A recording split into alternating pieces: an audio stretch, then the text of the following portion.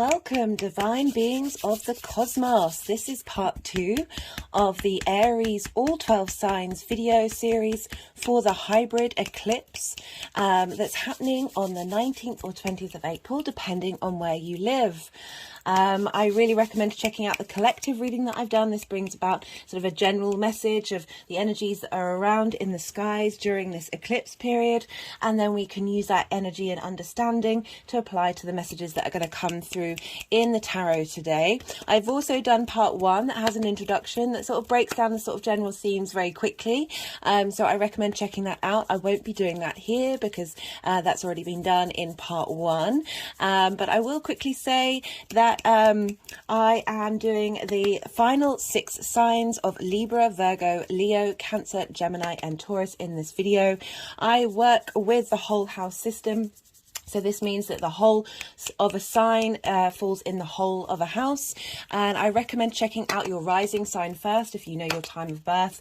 And this is the first house where your ascendant falls. The astrology will be relevant to those of you with that rising sign. However, you can also check out your sun or your moon or any other sign. We have all 12 signs in our chart. Just look to where that sign falls in your chart, which house that it's in, and apply the themes of that house to the messages that are coming through. I want to say a big thank you to everyone watching, to everyone involved. I really do appreciate you spending time with me here and the sharing of your energy.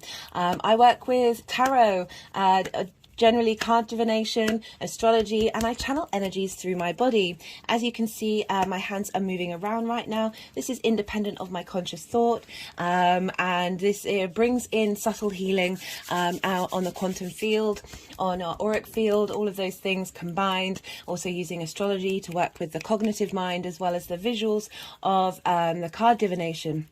I bring this all together to help us understand the astro weather that's around in the skies right now. And the more that we understand it, the more we see what comes up that may potentially be unintegrated energy, the more we can hold space for it, appreciate the lessons that come from it, and then co-create with the energy to match us in line with our soul's journey. Very quickly, this new moon, this eclipse, this solar eclipse is a soul upgrade. It's an integration of our past, present and future all in one to help us be more authentically ourselves and more in tune with the direction that we're heading on our soul's journey. Really beautiful energy came through in that collective reading, which is why I very much suggest you check that out. So while I'm reading for each sign, the energies will want to do some energy work, and they'll also move the cards around. This is often a time when I am quiet because sometimes channeling, thinking and talking at the same time can be a bit difficult. And I really take what resonates and leave what doesn't. Some of the messages are very personal and might not be relevant to you. Doesn't invalidate the rest of the message. If anything does resonate and you want to pay it forward, there are things that you can do to help the algorithm. This is a small channel, so any interaction on the videos really helps YouTube go, okay, well, we're going to push this out to the outside world and spread it to people who might not have come across it. So the things that you can do, you can like the video, you can leave a comment. This can just be a emoji. It doesn't have to be anything personal, as I know that's vulnerable. You can subscribe. Hello, new viewers. Also, instead of going from the notification bell for those of you who are subscribed, you can, and accessing the video that way, you can search the name of the channel and find the video and watch it through the search option. This helps the algorithm. Also, watching more than one video in a row. All of these things are great at paying it forward. This is why I do the channel, to pay it forward. The wealth of understanding and love that I feel and the support that astrology, divination and channeling has brought me, I just want to try and facilitate and help as many people as are as open to receiving. So if you feel so inclined and you want to pay that forward, that would be really appreciated. On a personal level, I'd love to hear from you. So yeah, it would be lovely if any comments to find out how this astro weather is affecting you.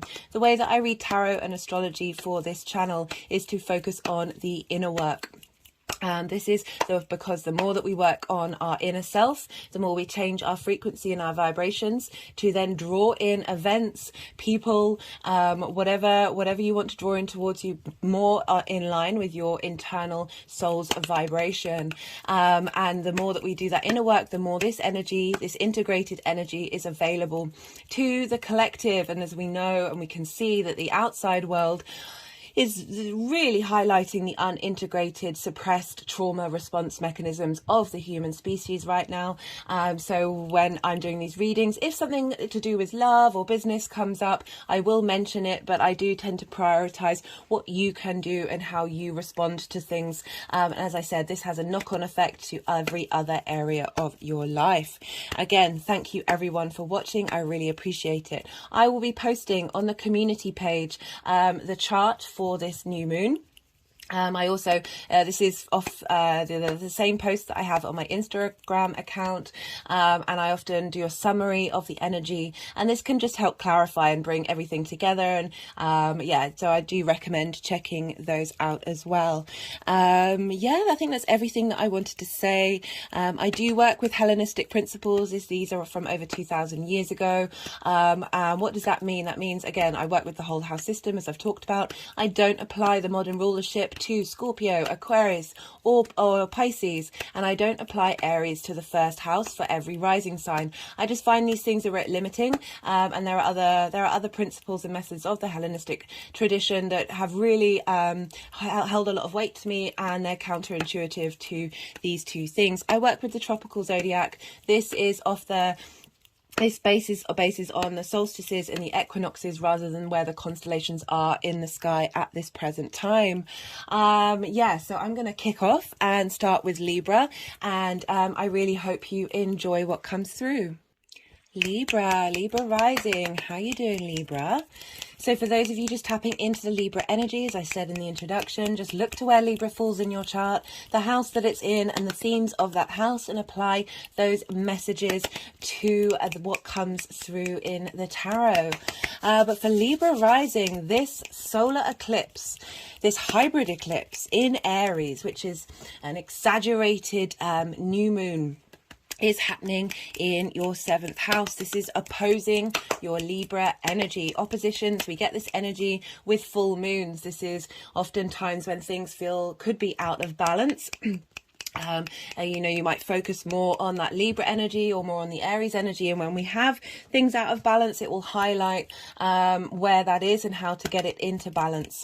But oppositions are beautiful things. We even though we feel very separate from the sign that's opposite us, we're mirroring one another, and there's such beauty and wonder in the bringing these two energies together.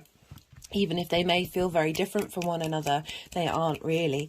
So you have Aries in your 7th house, Libra. So we've all had a lot of Aries energy going on for us right now. We've had Chiron move through there for a while, along with Jupiter. Venus was through there. Mercury's been in there. Now the Sun is there.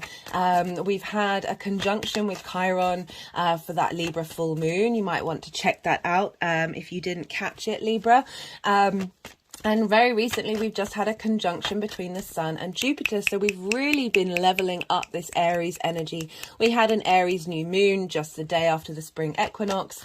I said in those videos that this period is like a quick defrag. We're clearing out so much karma. That's been very apparent in all the transit videos that I've been doing. And we are now at this space with this eclipse of a quantum reboot, cosmic DNA upgrade, integration of our soul and its life journey, clearing away a lot of past debts and past soul contracts to help us really now get into our very autonomous, authentic soul space where we are now able to harness that power, harness that strength of enjoying the human existence in this incarnation that our soul chose to be in. So for Libra risings, this is happening in your 7th house. So the first house where you have your Libra energy, that was the 2 of Swords, that just flipped up. We'll see if that comes out again. We had that Libra energy is the house of self, has how you embody your sun or your moon and your actions and your deeds. It's your house. And the 7th house is the house of other. This is linked into intimate relationships. This is business, romantic, friendship, those your relationship with the universe, with creator. And yeah, as I said, you've had a lot of energy move through that house of helping you reevaluate and level up your one-to-one relationships, getting them in line with where you're headed and what it is that you're doing. This may have caused relationships to disentangle from yourself, and or you've certainly been being able to express yourself more clearly about what it is what it is that you want to your one-to-one relationships. There's a real lot of powerful strength energy coming through. Whoa. That is being helping facilitate this future journey of when the nodes officially move into Aries and Libra. So even though we're dealing with an eclipse now, the north node is still in Taurus and the south node is still in Scorpio. So they won't move until July, when you'll really be refining who you are. I will be doing a separate video on this, and striving for the relationship dynamic that really supports where you're headed and what it is that you're doing. So what does an eclipse mean in this house? So this is a new moon, but it's a really exaggerated new moon. And new moons reference new beginnings, and eclipses are big new beginnings, culminations and endings, or endings, culminations and new beginnings. I feel like you can't really have one without the other two. And but we are dealing here with a clearing and a refreshing. And as I said, like a quantum upgrade, soul integration with the cosmic life force, bringing together all of your past and future lives in this moment, and such beautiful support coming through. So that means your relationships are going to level up. Whether that means that relationships that haven't been working leave your life, or whether that means that the relationships that you are in are going to transform in line with your soul and what it is that your soul needs during this time. So I recommend not doing any. So traditionally, it's not good practice to do manifestation, to do intentions, to do magic during eclipses, because essentially you're dealing with energy that's really is huge, right? So when we have eclipses, we often see big things happening in the world stage and big things happening in your own life that's very dramatic. The nodes accentuate things. And so we've got this towards the north node. So this means where we're headed, what we're hungry for. This just your relationship dynamic is being made big, is being made. That need for it to be in alignment with yourself is going to be unavoidable. And so eclipses, they can either manifest straight away, or they can take a while, because we are dealing with a long eclipse cycle. So it might be that things take a while for this to come into the forefront. It all depends on your chart. And so, as I said, it's just not recommended to do anything during this time. My personal way of manifesting is just have a felt sense of like a knowing of what it is that I want, and then leave the details up to the universe. Because so often we can be limited by our own belief system and our own expectation of what it is that we can bring into ourselves. And I just feel like holding the vibration of your soul integration and holding that vibration of the strength and quality and knowing of your higher self at this time can then open up the possibilities to the universe, providing things that were beyond your wildest dreams and things that you may not even possibly imagine. So simply just holding that energy during the eclipse, I feel, is really beneficial.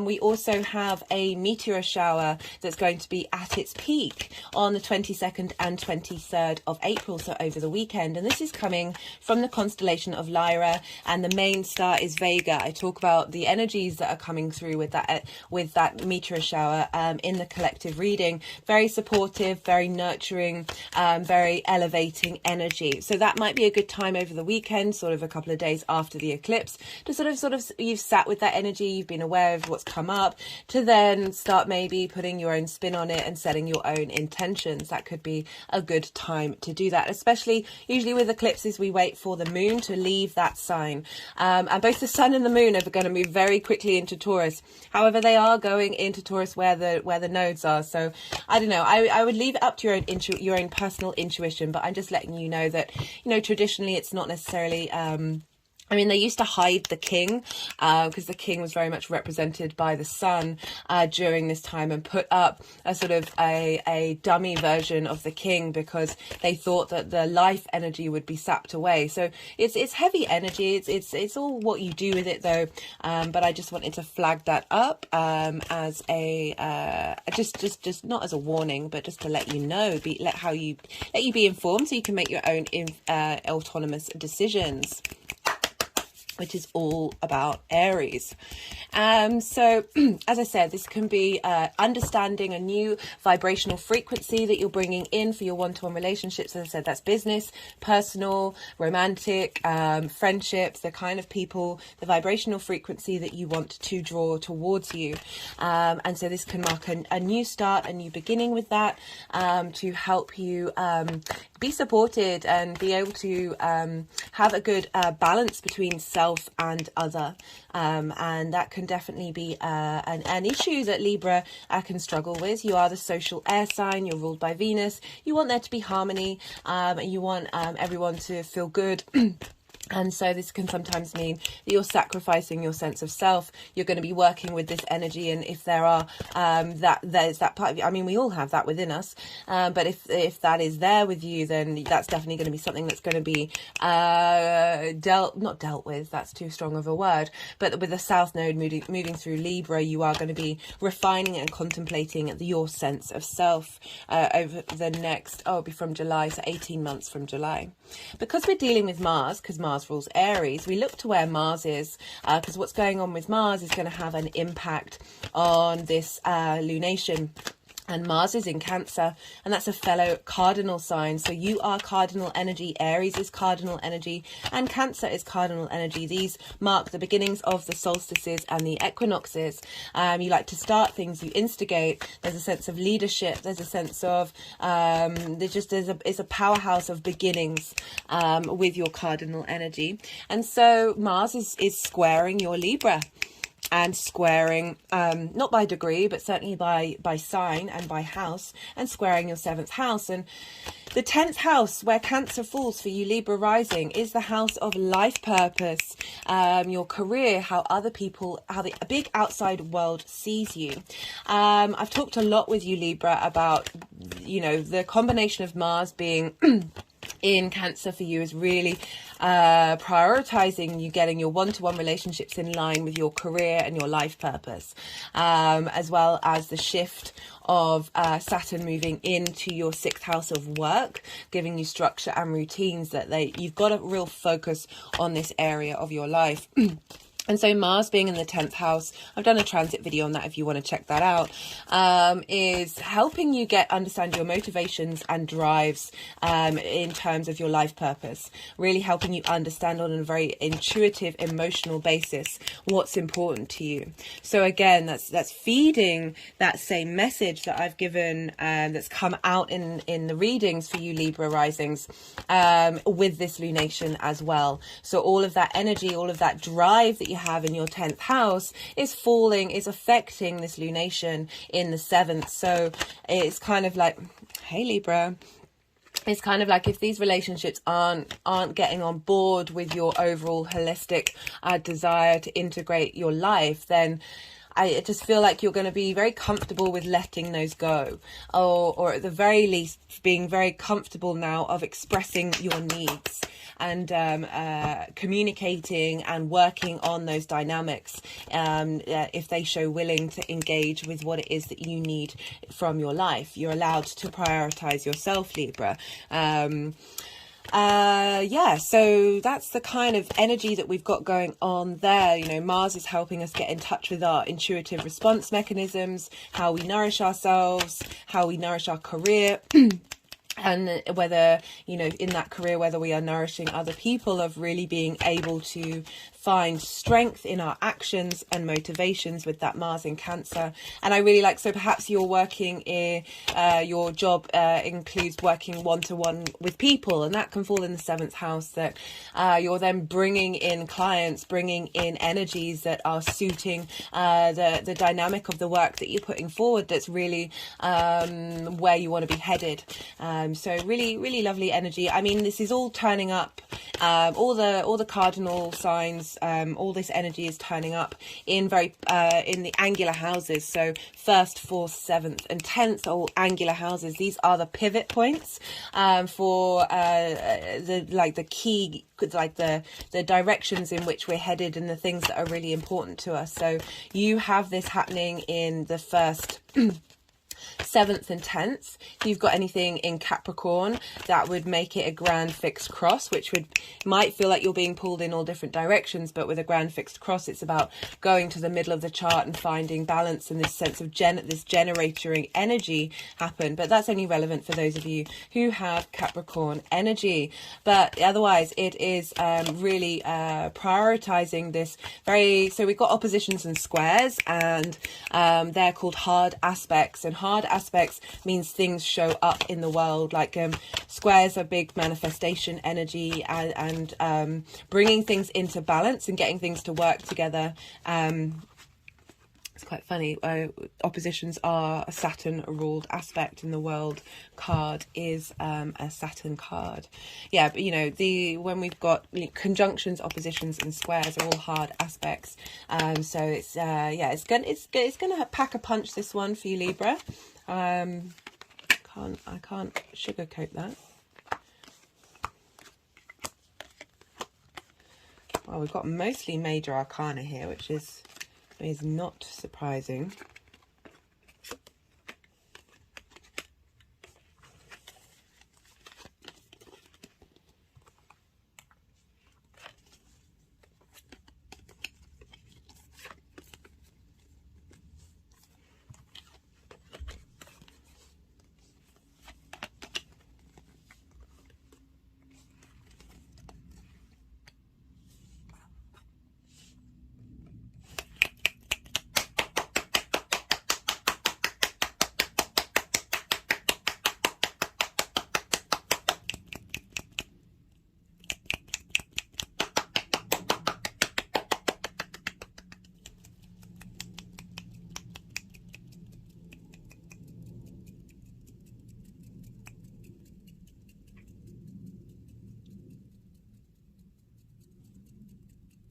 So at the bottom here, I just should probably tell you, I've got not all the cards, but a lot of the cards that came through in the collective reading, as well as one of these beautiful crystal wands that have been playing, that arrived the other day, that have been playing, have immediately wanted to go onto the altar.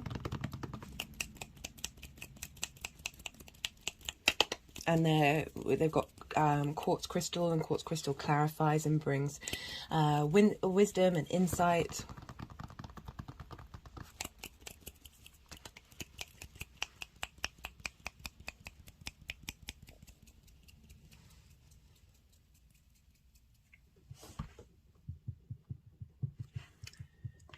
I want to show you this card. So again, this was one of the main cards that came up in the collective reading. Stellar Gateway Activation, Infinite Potential and Manifestation Vortex.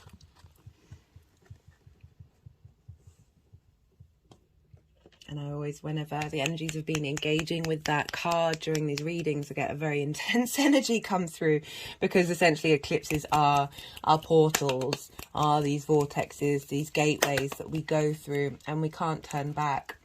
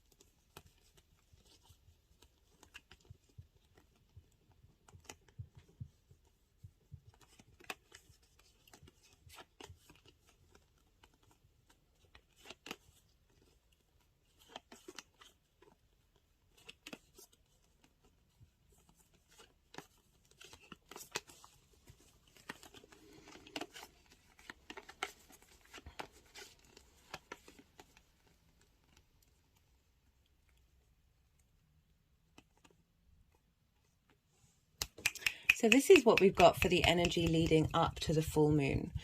So not full moon, eclipse. We've got the Hanged Man, we've got the King of Pentacles, and we've got Justice, which is your card. And so this is what we've been working on. We've had all this intense Aries energy. We've all been collectively sort of leveling up that area of our chart, with Jupiter being there, and all these other transits that have been happening. And the Hanged Man is about being in receipt of wisdom. It's about being able to change your perspective. It's being able, when we change our perspective, when we change our perspective, we're able to shift into different spaces. And they've wanted to put the King of Pentacles over quite quickly, so I'm assuming that I've said what I've needed to say. The King of Pentacles is about stability. So it feels like you've been working on trying to facilitate this sense of security in your one-to-one relationships. This wanting to have this sense of support and loyalty and strength in that dynamic of really wanting and really working on your relationships to bring that into force, because as I said, we have had a lot of Aries energy. And the King of Pentacles is very loyal, very stable, very certain about what you want, and I just feel like you've been getting a lot of wisdom and understanding what it is that you want in the long term, in your long-term physical environment. And you've got the Justice card, which is things being brought into balance, of rights being wronged, of being able to make the right decisions that are good that are based on reality, rather than miscommunicated ideas of what it is that we think we want, and really focusing on your needs,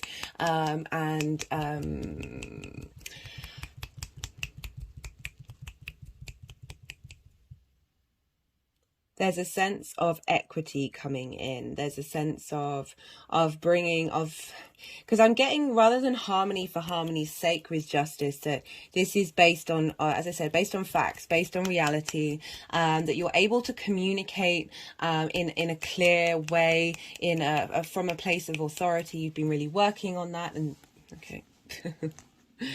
I do find it funny when they go to either do that, when they're like, okay, next card, or go and pick up cards. It's like, no, you said what you've needed to say.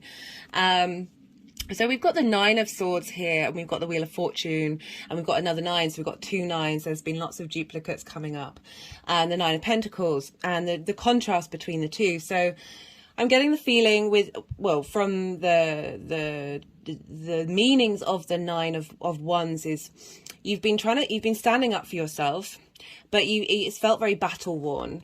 The King of Pentacles can be stubborn as well, that you might have been engaging in trauma wounds and trauma patternings related to your one-to-one relationships that are sort of recreating this feeling of not being heard and of not being seen, and people not being able to change their perspective. Okay, so sort of change in that dynamic, but this night energy is very battle worn.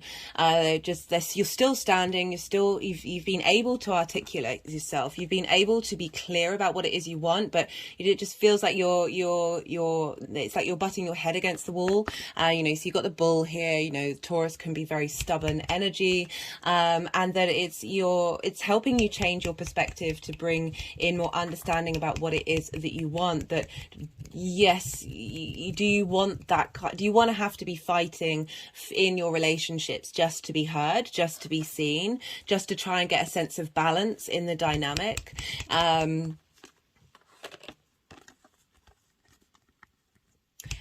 that maybe some of your relationships have needed to take a pause with this limbo energy of the Hanged Man.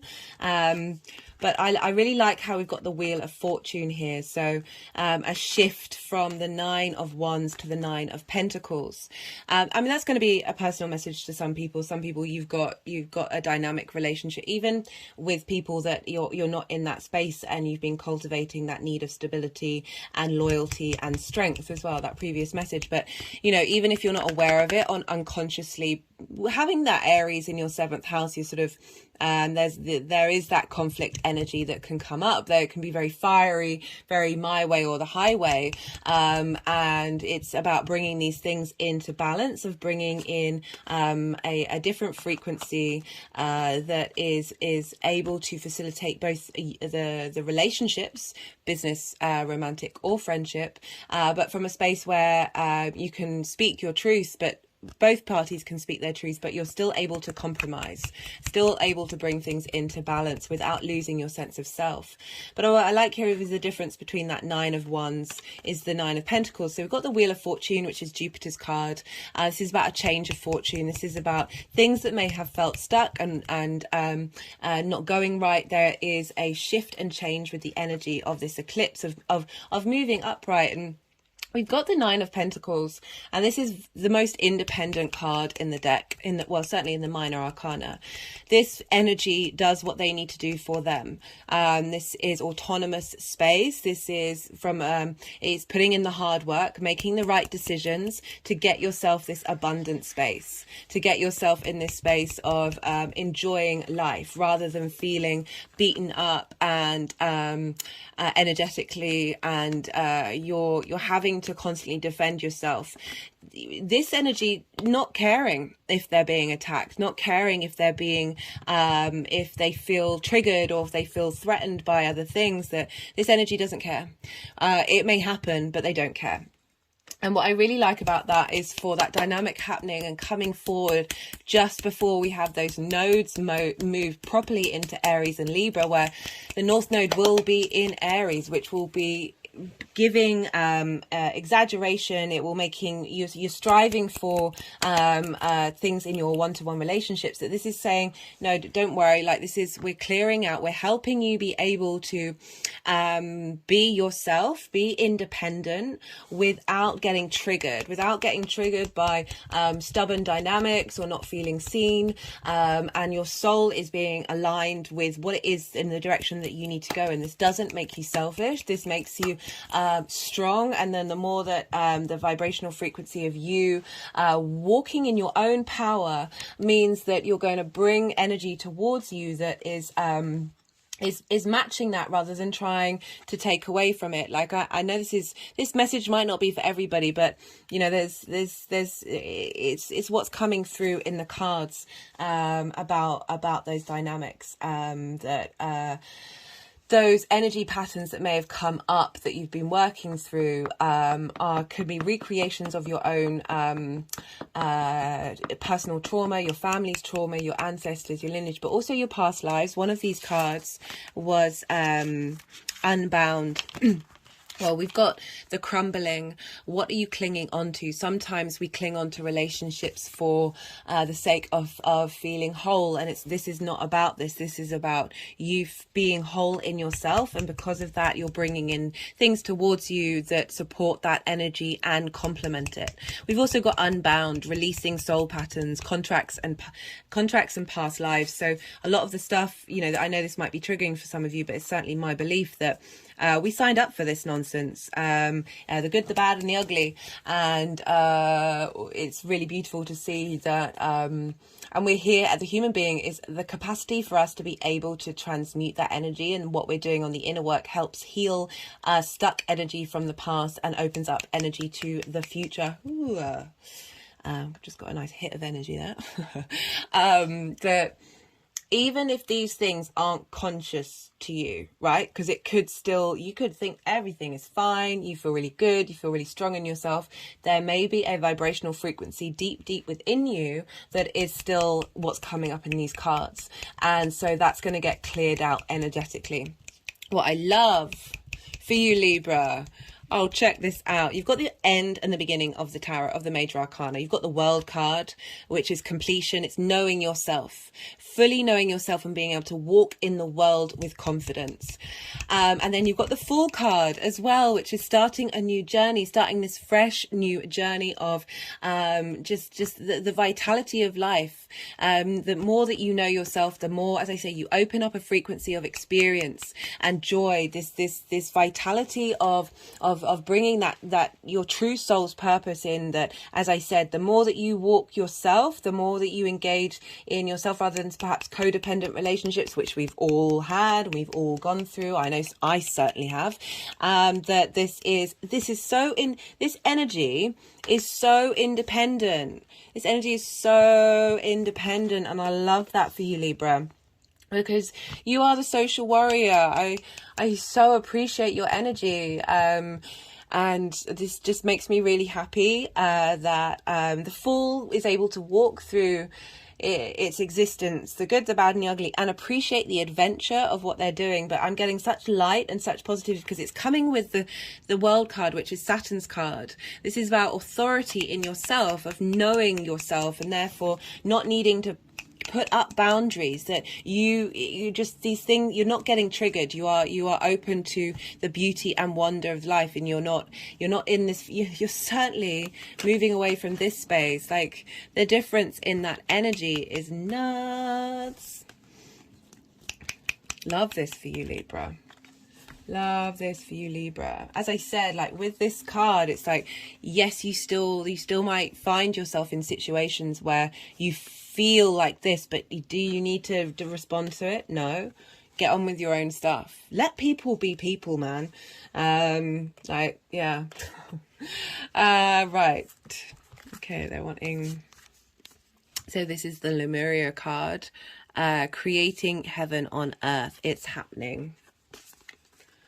Oh, yes, Libra. Yes, Libra. Right, I'm going to pull some clarification cards for you. These may be messages that didn't come up in the tarot, confirmation, or extra clues to the messages that have come through. Right, this is the first light. No, this is the numerology deck. And this, I put all the decks in the description box if any of them take your fancy. Let's see what messages want to come through. I'm getting tingles in my body and the back of my neck, like finding your own voice. My hand's just now gone to the front of my neck. Relationships are sacred. So this card came up, and this was about how we are the temple, and relationships are sacred. And so often they're not. This feels like you're drawing in, by understanding your own sacred divine being, you are drawing in relationships that that match that: mindful, caring, supportive, but not codependent, like independent energy with independent energy.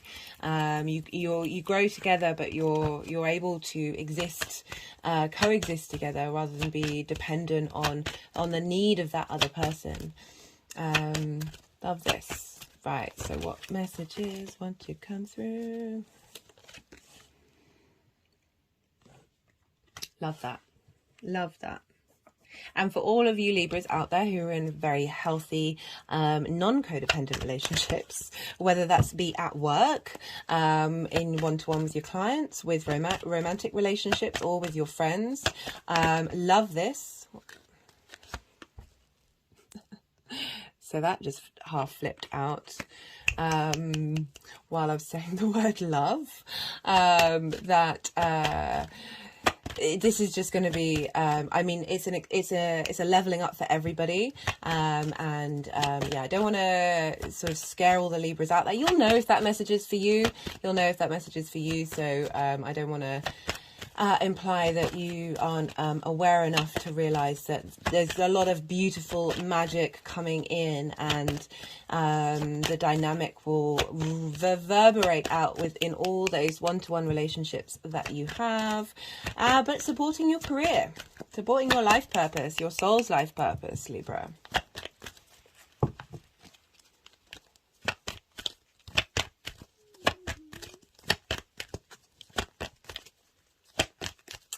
I think if there was anything else that I wanted to say about the astrology.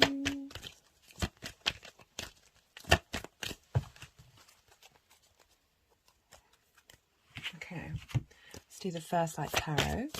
This is a mixture of major arcana, question cards, statement cards, and keywords. I usually pull cards until I get a major arcana.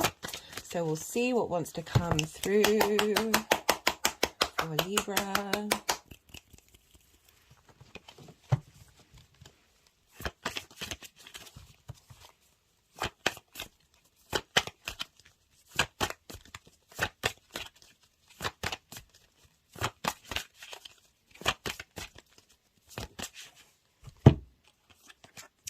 Messages, an open mind.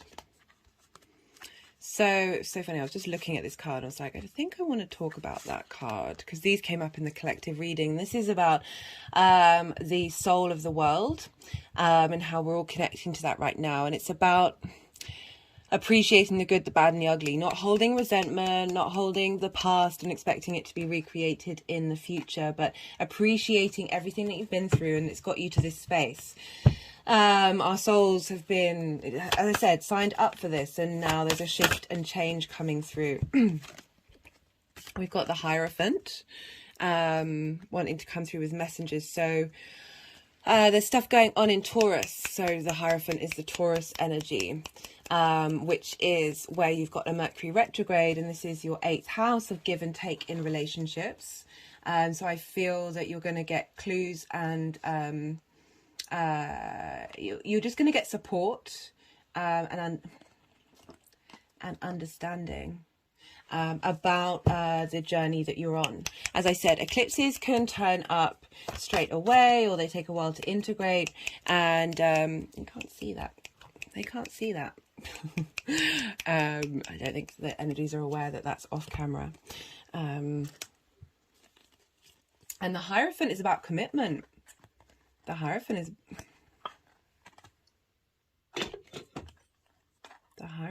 is about commitment. It's often linked into marriage. That may be very particular to some of you Libras out there.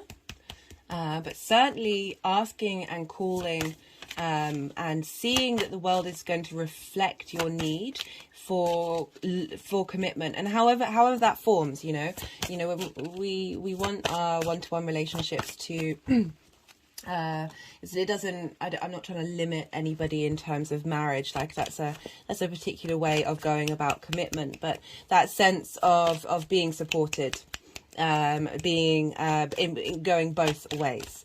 So just wonder, where did I put that book? I just wanted, because they picked that card up, if you don't have time, yeah,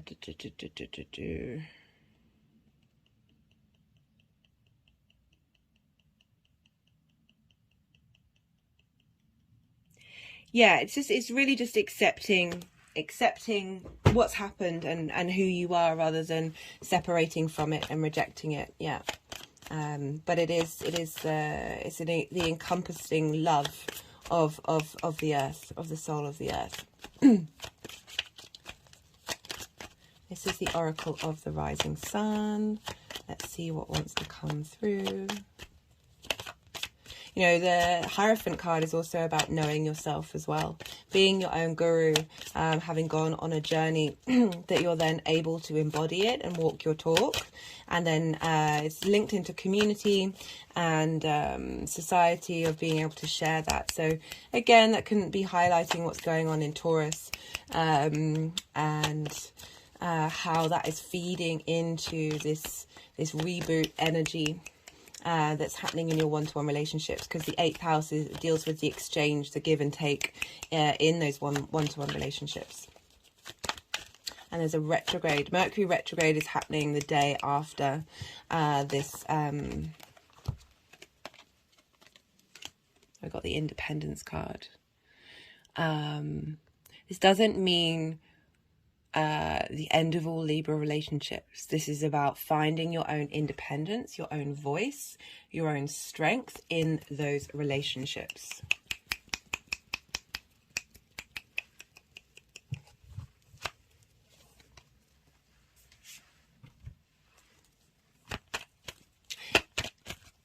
Yeah, Mercury's going to go retrograde a day after this new moon, so revisiting and going over off the basis of this seeded energy that's coming through. So definitely feels like you're getting a lot of support during this time.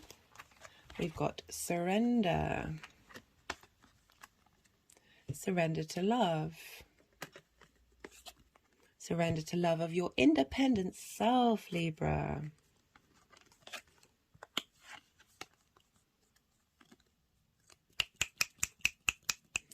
Let the process happen. You've got the Wheel of Fortune. That means things are shifting, things are changing.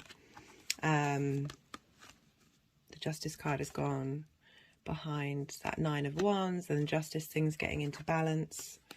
The Hanged Man, it is about limbo. So it's sort of suggesting that this is going to cultivate. This is going to cultivate. It's not going to necessarily happen overnight, but as I said, this energy is being seeded. Ooh, is this everything? Do they want one more message? One more message for Libra.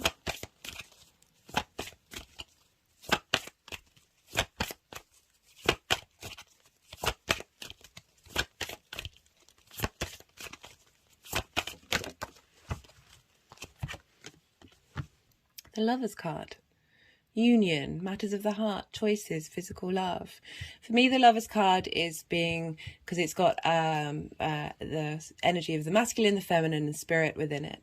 That the more that we're in alignment with ourselves, the more that we understand and collect information in a balanced way, because it's the Gemini card, the more that, as I said, we're in alignment and integrated, the more that we're able to make decisions and choices based on what matters to you in the long run, rather than trauma response mechanisms.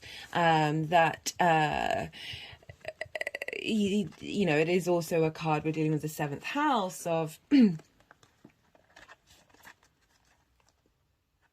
of one-to-one relationships. So bringing in energy that suits your long-term path, however that may manifest. And one that's more grounded in wisdom and commitment. Yeah, be open to what's going on, Libra, and be patient. See what comes up. Right, I hope this resonates. If it does, as I said in the introduction, there are lots of things that you can do to help pay it forward. I really enjoyed spending time with you. Thank you for sharing your time and your energy. Be good to yourself, Libra. Be good to others. And most of all, be well until we meet again. Virgo rising. How you doing, Virgo? So for those of you just tapping into the Virgo energy, just look to where Virgo falls in your chart and the house that it's in, the themes of that house, and apply those themes to the messages that are coming through to the tarot. But for Virgo rising, you're having this Aries new moon hybrid eclipse happening in your 8th house. Now, Aries energy in conjuncts Virgo energy. So I talk about in conjunct a lot. This is where they traditionally don't have things in common. So Virgo is a night yin energy. It's earth energy. It's mutable.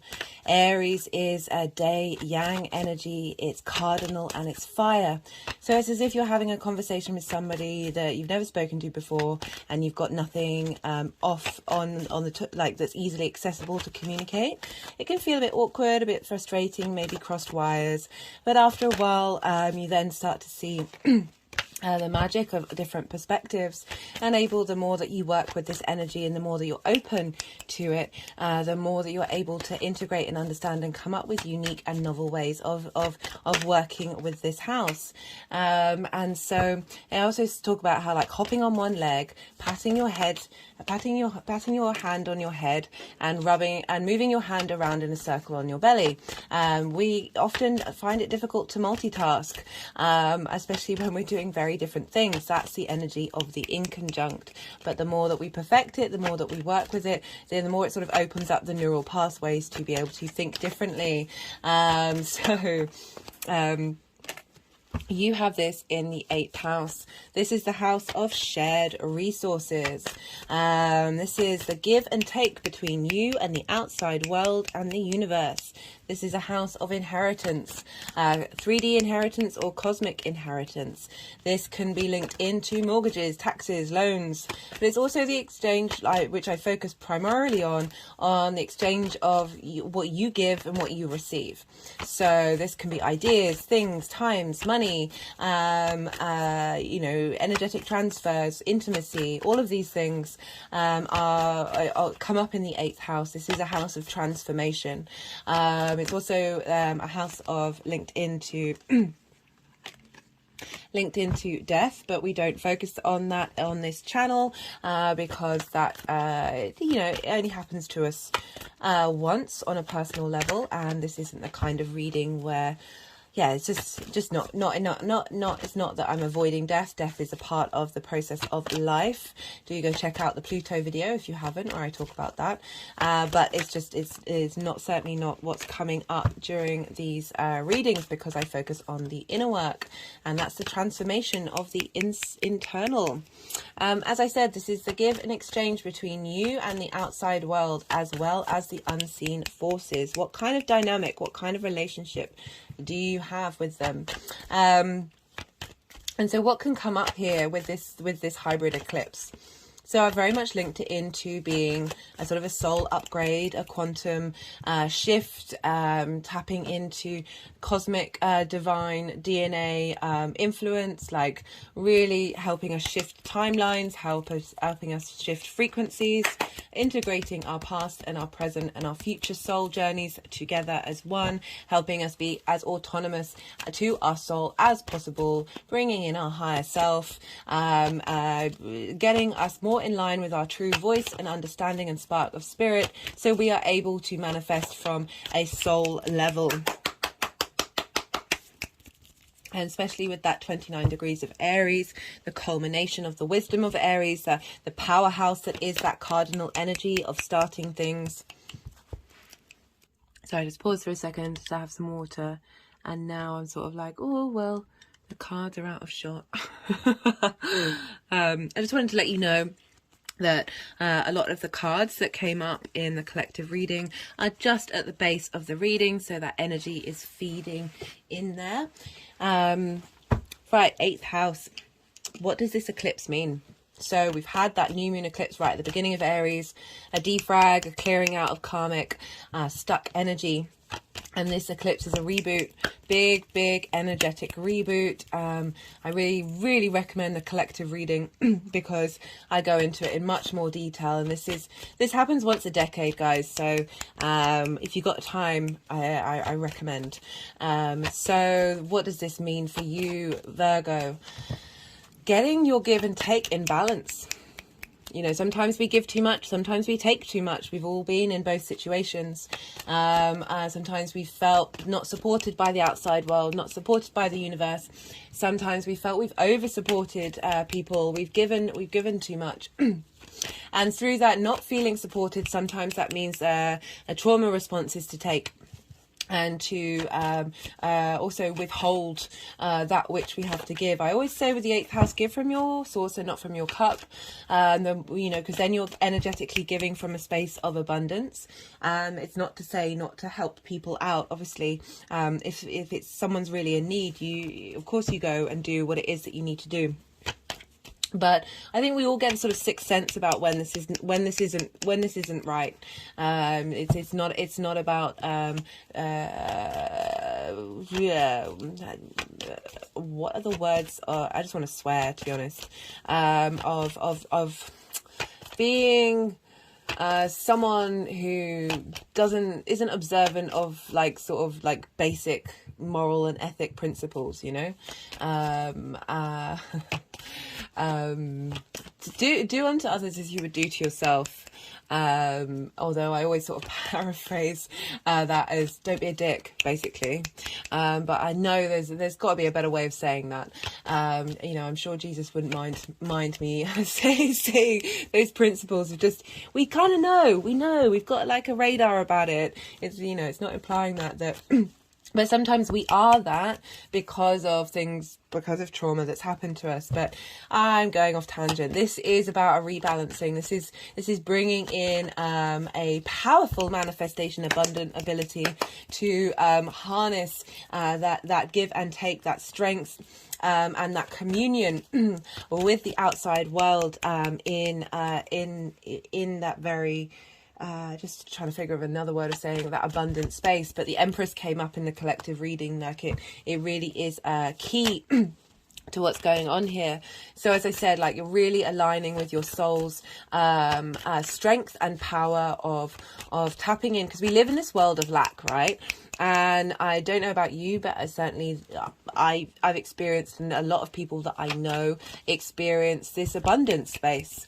The ability for the universe to provide and not needing to take from others to do so. It is phenomenal, and the powers that be in the 3D realm don't want us to know about it, because the more that we know and understand that, the less dependent we are, the less autonomous we are, which is not the point of Aries. Which is why I talk about this a lot in the Saturn transits. I recommend you check those out, because that's very much tied into what Jupiter's doing, and Jupiter's in Aries. So Aries is ruled by Mars. So we look to where Mars is, because what's going on with Mars is having an impact on Aries. And Mars is over there in your 11th house, Virgo. And 11th house, the house of good fortune. It's a great house. This is where you get sort of reap the rewards from your career. This is also the place of your hopes and your dreams, your groups and alliances. So Mars moving through this sign, I'm kind of jealous. I miss Mars being in Gemini. I might be the only person who thinks that, but I had Mars in the 11th house, and I got a lot of stuff done. I was very, very motivated, yeah, I mean, there was other stuff that went on, but yeah, generally that energy, I'm missing it. So you've got Mars, which is traditionally a bit of a malefic, although I feel like that energy is evolving if we tap into it in a conscious way. That you've got Mars, your motivation, your drive in Cancer, connecting to your intuition, connecting to your dreams, your hopes and your wishes, how you want to, on a very fundamental core basis, harness that intuition and take action through that way. In the house of your hopes and your dreams, your friends, your groups and alliances. So taking action in groups, doing things that are connected to your hopes and your dreams, and this is all feeding into that give and take relationship. Talked about this dynamic a fair amount. We've had a lot of Aries energy, so I'm sure you do go check out those videos if you want like the understanding of what you've just been through. So that Mars energy of cultivating that intuition, of helping you tap into your dreams, your both figurative and literal dreams, as well as being able to sort of move in a way that's nourishing to you in your hopes, with in your groups and the sort of friends, that frequency that you're drawing towards you is feeding into your 8th house of shared resources. So, you know, the give and take between you and the outside world is really being facilitated by this 8th, 11th house dynamic. And so what does that mean? So, you know, Mars is helping bring in this reboot, bring in this energy, and seeing how you respond on an instinctive basis during this time is going to help you sort of understand and integrate on an emotional level, with Mars being in Cancer, which is linked to the moon. So they're in mutual reception, which means that they're in each other's signs. So the energy between them is a lot stronger. So our unconscious, our unconscious soul space, our emotional instinctive response mechanisms is able to feed that courageous energy of Mars, and just vice versa. So really, really beautiful energy coming through. So with eclipses, you know, this is a new beginning, but it also represents a culmination of where you've been and an ending of that cycle. But it's definitely more the sort of new beginning side of things. And traditionally, it's not recommended to do any magic or any intentions or planting seeds during this time. Do what resonates best for you. But it is very intense energy. It's very big energy. I've said in these readings, like, one of the ways that the main way that I manifest is to not set limits on things. And because the universe so often comes up top trumps to whatever it is that I could possibly imagine. We're now more, this is about aligning with your higher self in the cosmic and 3D, the material and the spiritual, and really bringing that in. So I just personally, for me, I just wouldn't mess around with that energy. I would sort of let it be and see what comes up and work with it later on, because there is a meteor shower that's happening at its peak on the 22nd and 23rd of April. And this will be really, really visible because the moon is new. It's dark. We don't see the moon during this time. So this energy, this further cosmic energy that's coming through, is feeding into this eclipse energy. And so this is coming from the Lyran constellation, and the main star is Vega, which used to be our North Pole. I talk about a lot of this in the collective reading, so do go check it out. But just let to know that it's really beautiful, supportive energy coming from the universe at this time. And for those of you who connect into sort of starseed energy, it is the feline species that's out there. So my finger's just clicking around my third eye, going to my heart chakra. So maybe wait until the weekend if you are going to set intentions, because usually with eclipses we wait for the moon to go into the next sign, which will happen very quickly, as will the sun. But the nodes are still there. The nodes are in those signs. The nodes aren't in Aries. So it's part of me that wonders, like, is that a good idea? But as I said, intuitive. Do it based on what you want to do on an independent space. This is what this is all about. I'm not here to tell you what to do. I'm here to provide as much information as I can about the energy, so you then know how to work with it on a personal level.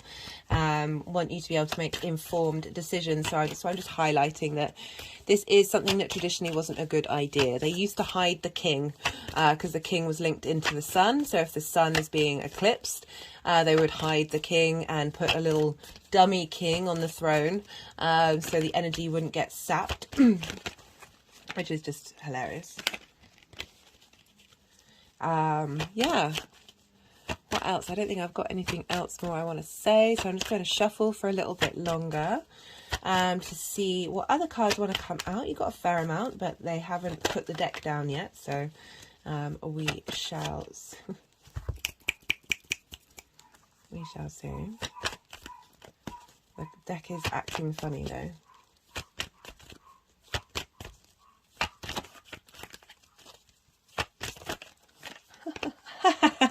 Okay, so these two cards, I honestly, these two cards half cropped up. I was like, oh, I should say that out loud, but I didn't. I was like, oh, I'll just see if they'll come out again, and they have. That's happened quite a few times lately.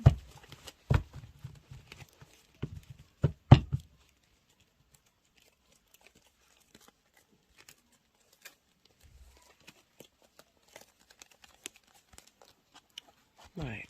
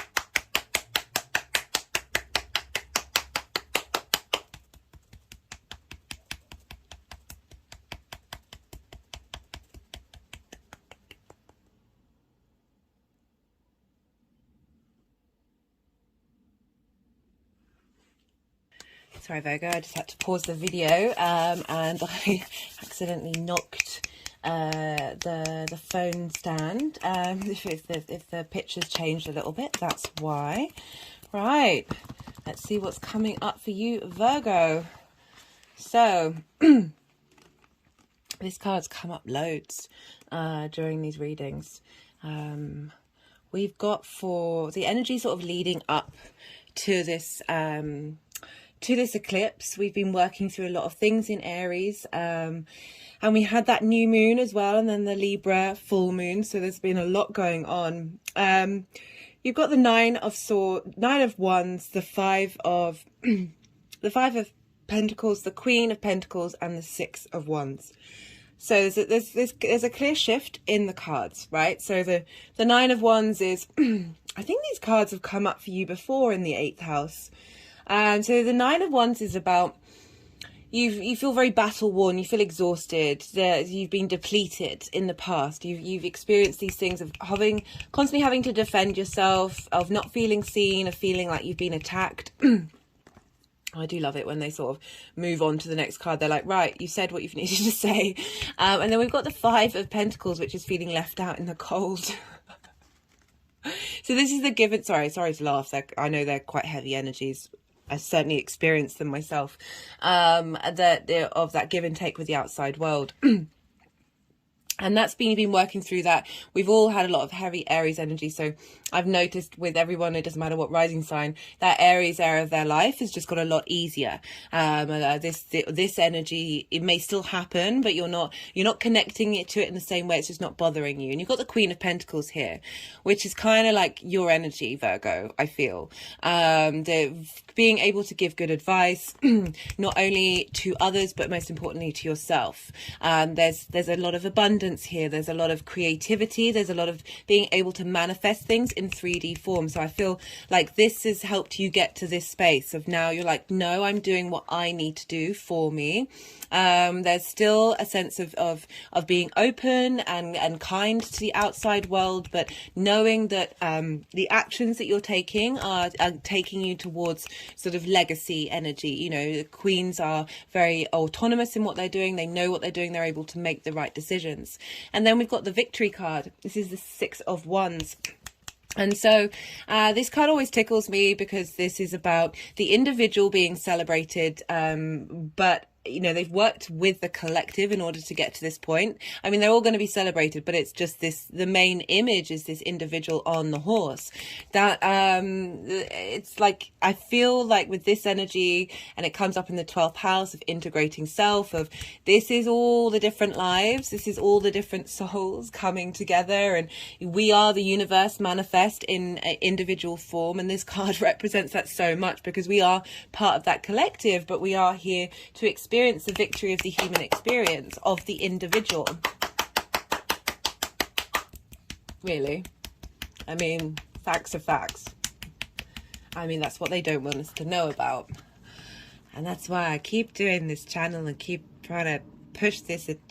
We've all got agendas, right? So that's certainly mine. Is autonomy and freedom for all, while still working with the collective, and still supporting one another, and being mindful and walking with integrity, but also having fun, guys. Let's have some fun. So, sorry, for the energy of this solar eclipse, we've got the Four of Pentacles. Again, that's come up a few times as well. The Four of Pentacles, the Lovers, the King of Swords. This I love. I love this energy that's shifting and changing. You're getting your soul integrated. This is stability. This is strength. This is power. This is knowing who you are. And this is backed up with the Lovers. So the Lovers for me, along with the Two of Cups, when I read collectively and by sign rather than personal readings, is the incorporation of the feminine, masculine, and the spirit, the neutral energy, all at once. We've also got the animal kingdom, the plant kingdom, the elements, the earth, and the air. You know, the more that we're in harmony, the more that we integrate. So this is Gemini. So the more we're able to make the right decision for us long term. And that bringing in balance, you're bringing in balance with you and the outside world. And understanding this mirroring aspect of the lovers, this duality, like being aware of that separation, but being able to work with it from a higher plane. Because we've got the King of Swords, right? King of Swords is clarity. No, look how confident the King of Swords is. It's not budging. It knows the truth of who it is. Your soul knows the truth of who you are and what it is that you are capable of giving and what it is that you're capable of receiving, and that is the space of abundance. And it isn't necessarily that you're seeking that from the outside world. The more that we know that we hold that abundance within us, the more in command and ability that we are to be autonomous. And then that energy ripples out and it starts coming back to you from the outside world without having to claw at it, grab at it, feel resentful if you don't have it, feel like you've got to defend yourself. You are like, the difference between this and this is pretty phenomenal. The King of Swords isn't bothered by having to defend itself. The King of Swords knows itself with clarity, with certainty. There's a universal truth to the King of Swords. Just having energetic releases then. Boom, boom, boom, boom, boom, boom. And not only that, that strength, that command, that powerhouse of the Pentacles.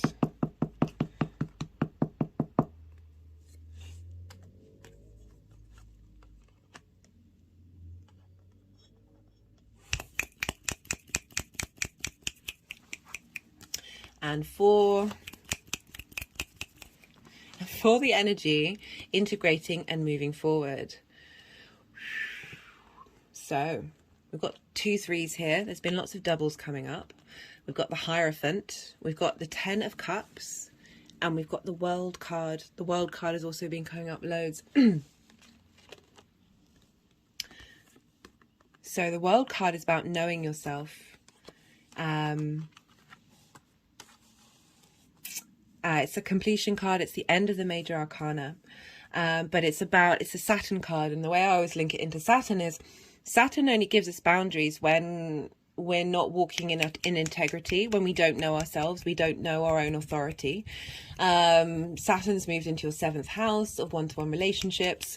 But this is about the more that so you're getting authority coming through into your one-to-one relationships. And what's going on with Jupiter is conjunct the Sun and the Moon. And what's going on with Jupiter is impacting Saturn. So the more that you're getting the give and take of your dynamics with the outside world, the more that energy is feeding into Saturn of going, hey, this is what we want. This is where we're headed. This is the kind of authority and integrity that we want to put into, because the one-to-one relationships, because when the give and take in those can be out of balance. But this is truly knowing yourself. In the traditional, in the deck that was before the Rider-Waite, this used to be a hermaphrodite of really acknowledging and understanding. We had that Lovers card of understanding the fact that that we have these energies within us, and being not hiding from these things and not diminishing our ability to integrate and appreciate the wonder and the divinity of that energy. So this, this sense of once we're integrated, we can make the right decisions because we know ourselves, and then that's when the world opens up to us. So this is very much the actions that are going, the things that you're doing, you're in alignment with the universe. And that this then has a ripple effect on the outside world, because we've got the 3 of Cups and the 3 of Wands. So the 3 of Cups is about union, about being appreciated. This is a far cry from the 9 of Wands and the 5 of Pentacles at the beginning, of union with people. You're on the same page. You're all celebrating one another. You're all in this sense of abundance and appreciation. And you've also got the 3 of Wands. This is dominion. This is knowing your stuff. This is being able to, you're from a higher perspective. You're able to go on new journeys. This is a real sense of understanding of your worth.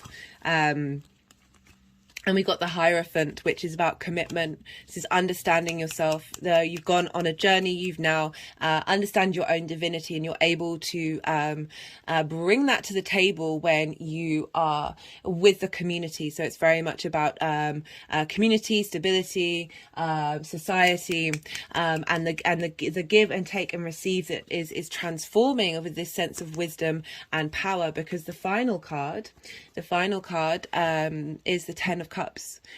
This is you, your life embodying that Nine of Cups, of your wishes coming true. This is working with a community as well. This is not just you. There's lots going on here.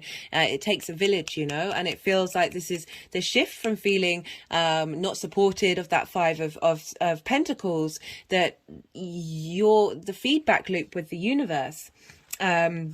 Is giving you what you need and what you want, with this elevation of your soul, of really getting it in line of what it is that you need. You will be in receipt of it.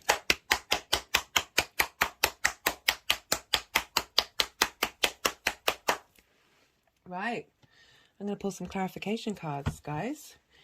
I mean, I'm not surprised by this reading, Virgo. You've been getting some pretty fire readings.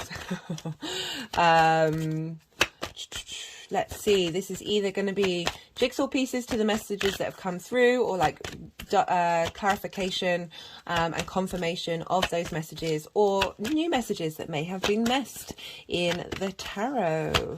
Let's see what wants to come through for Virgo for this Aries new moon hybrid solar eclipse. I really recommend, if I might have said this already, checking out either both actually, the introduction in part 1 and the collective reading. It was a beautiful reading. There's so much else going on with this new moon, with this eclipse, that would make this make a lot more sense and be able to integrate it at a higher level. It's not me trying to push content. It really isn't. It genuinely comes from a place of a desire for everyone to have as much knowledge as possible to make autonomous decisions. Karmic completion, guys. Karmic completion. Karmic completion. Not surprised. Although I am surprised this is the first time that this has come out in these readings. But I kind of like, it's kind of makes sense, because this is about the karmic complete. We've been going through this phase, right? The completion. We're in the completion phase right now, which is helping us bring in this energy. Right. Let's do some further clarification cards. This is the First Light Tarot. I put all the decks in the description box. If any of them take your, whoa, fancy. Past card came out.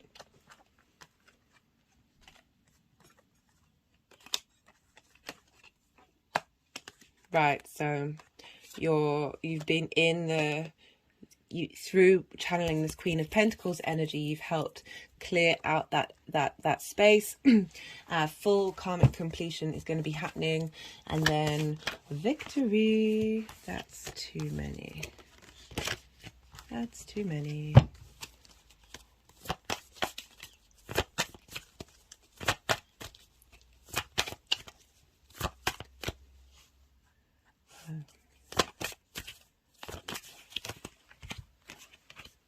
Personal message card wanted to come through.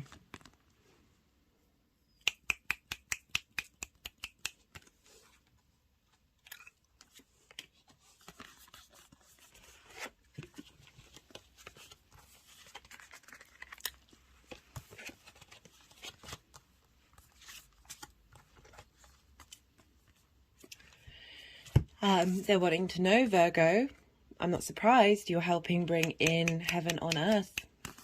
It's happening. It's happening.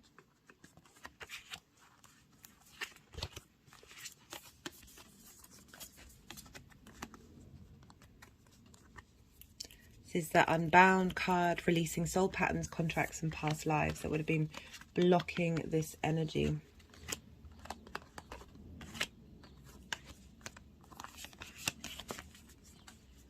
yeah, so as I've said so many times, that the traumas that we face,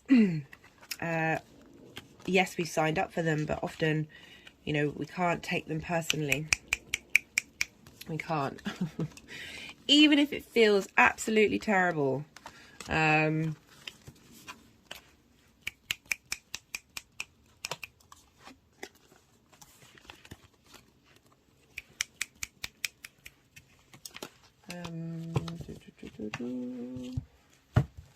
Just feel like they want some more information to come through for that personal message.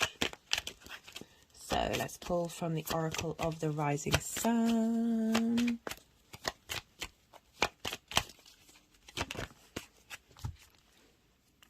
Romance. Well, some of you are either romancing the outside world, you know, that love and that sense of abundance back and forth between you and the outside world, or for some of you that will manifest in physical form of a fellow human, however you want to read that. Or with the temple that is yourself. Love how they say it's a personal message and then they're like, well, there's all these different versions of this personal message. Oh, brilliant joke. Wheel of Fortune. Spinning, fate, change, fortune. Yeah, well, that makes sense. That makes sense. So you can't see. Let me just shift around. But I just put personal message and pointed that crystal wand to the Virgo crystal that I have on my table. It's always here with us. Yeah. Is that all that we want to do now?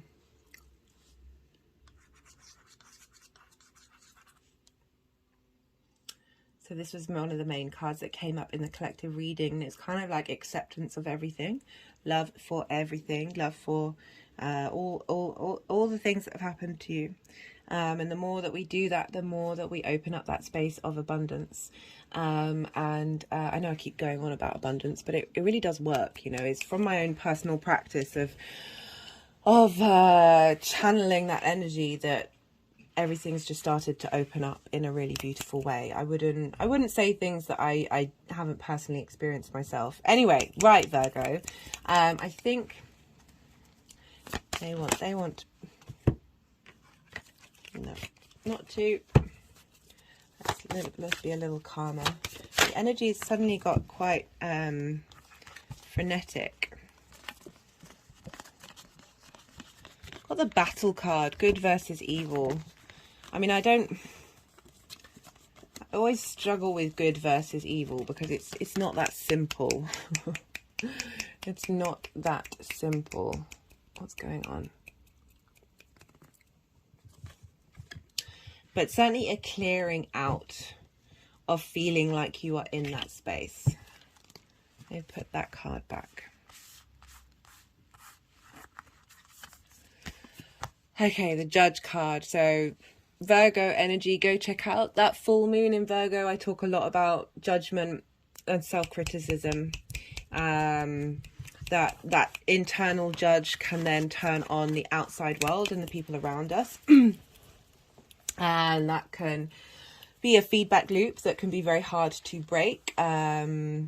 I certainly noticed when I did the Libra full moon video series that the moon was in Virgo, and I couldn't stop apologizing because I was constantly criticizing absolutely everything that I was doing, and that can turn inward. And then in order, you know, our mind gets used to thinking in that way, and then we sort of apply that outwardly to the world around us.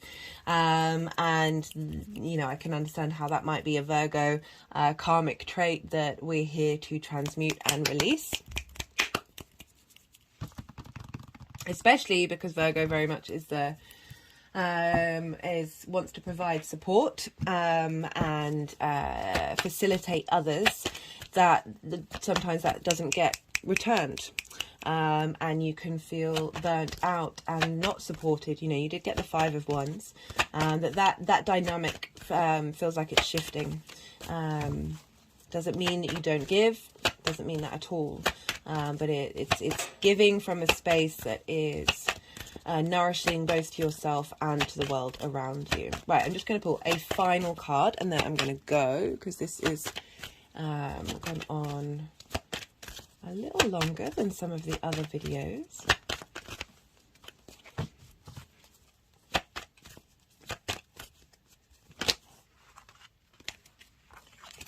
Music. I think they were looking for the personal message card. Frequency, vibrations. Getting our internal music in line with romance. And as I said, that doesn't just have to be of a certain nature. That is romancing with the world. Right, guys, I'm going to leave it at that. I really appreciate you watching and sharing your time and energy with me. If anything resonates, as I said in the introduction, there are lots of ways that you can pay it forward. I'd love to hear from you on a personal note. But other than that, be good to yourself, Virgo. Be good to those around you, and be well until we meet again. Leo rising. How you doing, Leo? For those of you just tapping into the Leo energy, look to where Leo is in your chart, the house that it falls in, the themes of that house, and then apply that to the messages that are coming through in the tarot.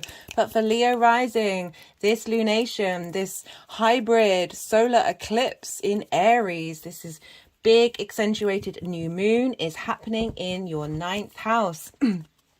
This is the house of perspective. This is about how you map yourself out in the world, society, and the universe. It's your connection to your ethics, your morals, your philosophies, your connection to religion, spirituality, the universe, nature, however you want to phrase it. It's your big ideas. It's the Queen of Swords. Let's see if that wants to come out again. It's your big picture philosophies. It's again, but as I'm saying, perspective. This is how you integrate your big ideas with what it is that you want to bring to the world. What it is that why am I struggling with my words with this one? It's just how it's the essence of who you are, really. It's how you want to walk your talk, and where you contemplate that and figure out what it is that you mean in this big old universe. And how do you map? How do you want that out? Blah blah blah. How do you want that to be in the outside world? It's also a house of teaching and learning. It's about mastery of something that you've been doing for a long time. This is also about traveling to a different environment that's foreign to you, and engaging with it in a long time in order to broaden your perspective. And the teaching and the learning is also about being able to change your perspective and share your perspective with others. So again, this is all about perspective. And what you do with it, and how it means that you feel when you go about your day to day, and whether you're to bring your vibrational frequency in alignment with those philosophies. So you've got another new moon in Aries happening in this sign. We have all had a massive pile up in Aries for a while. We've got Chiron there, we had Venus there, Mercury there, the Sun is now there with Jupiter. Jupiter's been there for a long time. We've had just a real shift and change, a sense of ease, a sense of integration and understanding with this Jupiterian energy. Oh, that's not the card that wanted to come out. Okay, maybe it did. We're really integrating this area. So you've been working on and figuring out what it is that you want to share, and what it is that you want to learn about, what it is that you want to how you want to bring those philosophies, that sense of understanding, that sense of perspective. My head just went back, and I just had an energetic release. That Judgment card. And so, I've talked about how that first new moon in Aries was essentially defragging, clearing out a lot of karmic stuff. There's lots of other aspects that are going on in the sky that are facilitating that. And we had that Libra full moon of getting into balance, our sense of dynamics, how we socially want to communicate. And now we've got this second Aries new moon. I really recommend checking out the collective reading. Very, very powerful messages. This hybrid eclipse happens once a decade. So I do genuinely recommend, it's not me trying to push my own content, it's my desire for you all to have as enough information in order to understand the energies and make your own autonomous response mechanisms to what's going on and own decisions. And really cultivate and understand the energy that's around. Also, the introduction of part 1, I sort of break it down in short form if you don't have time to do the collective reading. So this essentially, this second Aries new moon for me was I channeled quite early on, and then it got really confirmed by the messages that came through in the collective reading of this is a quantum time frame shift, a quantum reboot, access to the quantum field, our soul elevation, integration, cosmic influence on our DNA, like a really boost and support of our DNA, of this human experience, but from a spiritual soul-based operation. The integration of our past, present and future journeys in our soul and how it's been incarnate, and really tapping into clearing away, you know, we've cleared a lot in our karmic completion phase, and now we're reopening to the clearing, freeing that stuck energy so our soul can really communicate, our higher self and our conscious mind can all integrate very solidly, so we're able to make autonomous decisions and understandings about the journey that we're on in a really abundant, beautiful field of appreciation of this 3D reality. It's not about shaming this existence, it's about celebrating it.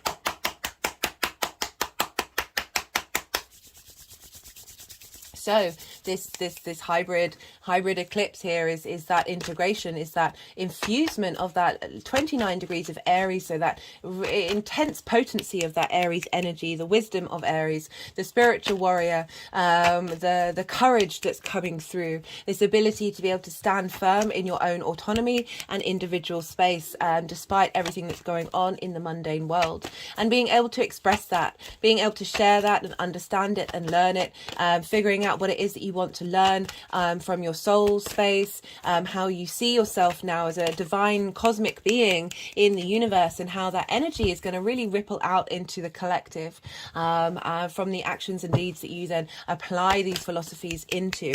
Because this is trining your first house, Leo. It's trining Leo energy. It's a fellow fire sign. Trines share energy. They're on the same team. They share resources. So you have this trining your Leo energy, but for Leo rising, this is trining your rising sign, which is how you embody your sun or your moon in your actions and your deeds. It's your body, it's your appearance, it's how other people see you. A sense of being able to communicate your philosophies, communicate that understanding in your actions and in your deeds, essentially walking your talk.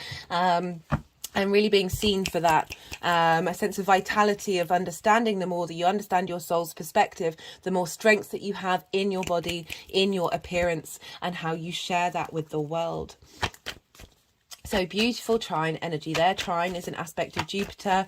This lunation is conjunct Jupiter. We're getting a lot of wisdom, elevation, cohesion, expansion, a sense of ease, a sense of opportunities, a sense of abundance, feeding into your first house. Really positive lunation for you, and helping just bring a sense of ease of how you're able to, as I say, embody those perspectives that you have. It's traditionally the house of the gods. So it is a connection to whatever, however you want to phrase that. As I said, that's morals, ethics, philosophies, but also the energetic field that we're now working in, personally.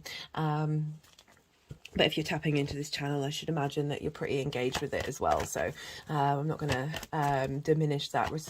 Blah, blah, blah. Anyway.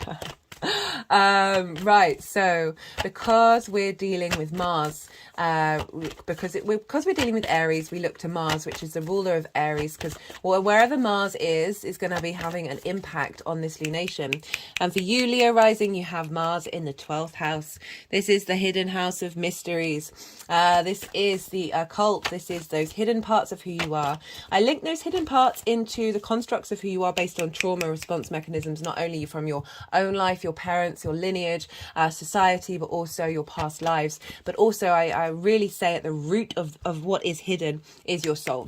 And the more that we spend time in contemplation in that 12th house, the more that we understand our soul's journey. So the fact that you've got that 12th house with the 9th house combination is really powerful for this lunation, because it's essentially culminating the energy of what's coming through. Is Mars is taking action to help you understand your intuition based on these things, past all the trauma, clearing out those karmic traumas, helping you get your intuition right at the core of your star soul being.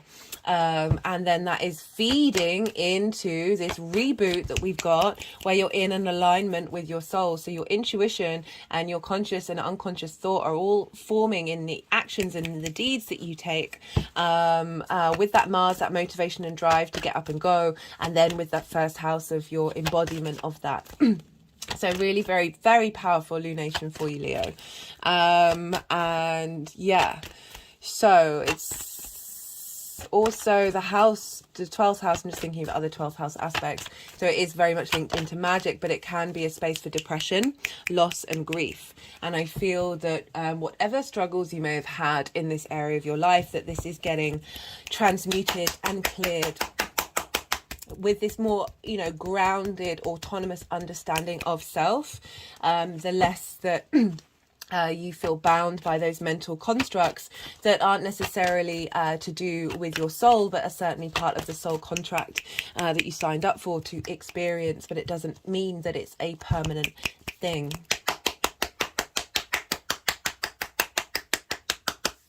Helping you get in touch with your emotional space as well, because Mars and the moon are in mutual reception.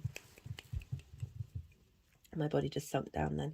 Mars and the moon are in mutual reception. So the moon is in a Mars ruled sign and Mars is in the moon ruled sign. So this means there's really strong communication between your understanding and motivations connected to your emotions, and the how you nourish yourself in your big picture philosophies, and how they nourish you. So lots of big support here of, because the hidden house can be difficult to access. It's not necessarily a space that we integrate very well. But it is, as I really do feel like it is the core of your soul, that hidden house. Right, I recommend, traditionally it's not a good idea to do magic or intentions during an eclipse, right? So an eclipse is linked into the nodes. We're linked into the north node of where we're headed, the direction that we want to go in, how we bring spirit and matter together. It can be it's exaggerating this very potent eclipse here, and so it's just, with the outside world, when we get eclipses, we see big things happen on the world stage, right? So this also happens in our personal lives. And I've talked a lot about the way that I manifest is, or at least one of the ways that I use the manifestation energy is I try not to limit. I get a general idea of, that feeling of what it is that you want, what it is that you want to embody, and then leave the details up to the universe, because the universe often can top trump you in terms of your ability to imagine, because we have a lot of limiting beliefs that get stuck in the way of what it is that we are truly capable of. I feel like that's going to shift with this eclipse, but during, I just feel like really be open to the vibration of this soul integration, of this leveling up, of this quantum shift, this big boost from the cosmos right now, and then just see what happens and see how to work with it.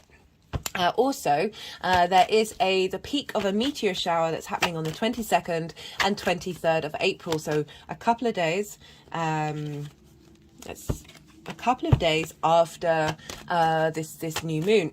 So traditionally, when the moon has moved into a different sign of the eclipse, that's usually when you start to work with that energy. However, the moon is now moving into Taurus very quickly after this, but that's where the nodes are. So it just might be wise just to wait a little bit, but we do have the meteor shower, and this is coming from the Lyran constellation, and the main star of Lyra is Vega, and that used to be our north star, our guiding light, and so we're getting a lot of support from there. Again, in the collective reading, I go into this in much more detail. But this might be a good time, having sat with the energy of co-creating and setting intentions, while we're getting this further galactic energy come through for us during this time. Right, I'm just going to shuffle for a little bit because I think that's everything that I wanted to mention.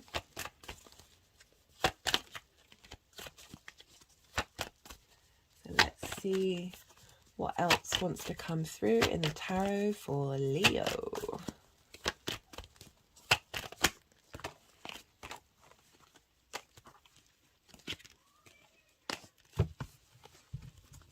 Those two cards have come up so much for everybody.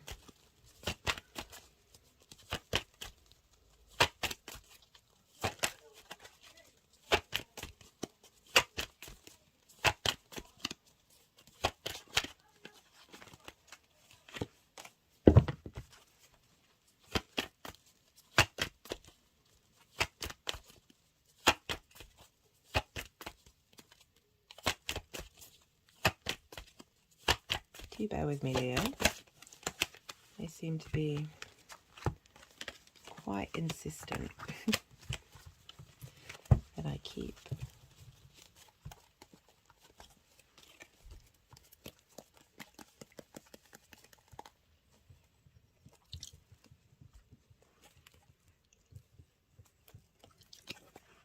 Right.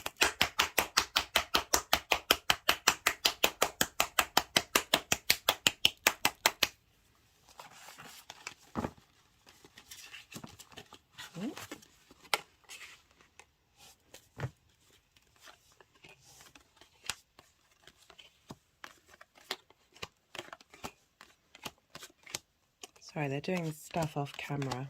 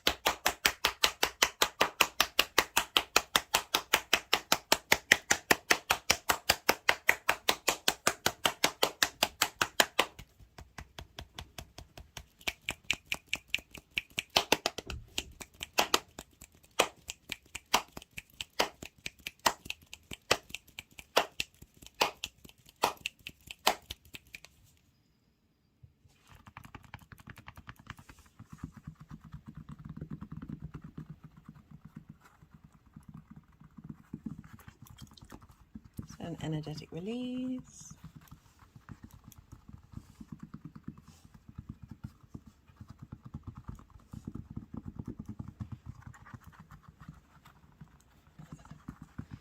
They've not done, I don't think they've done this before.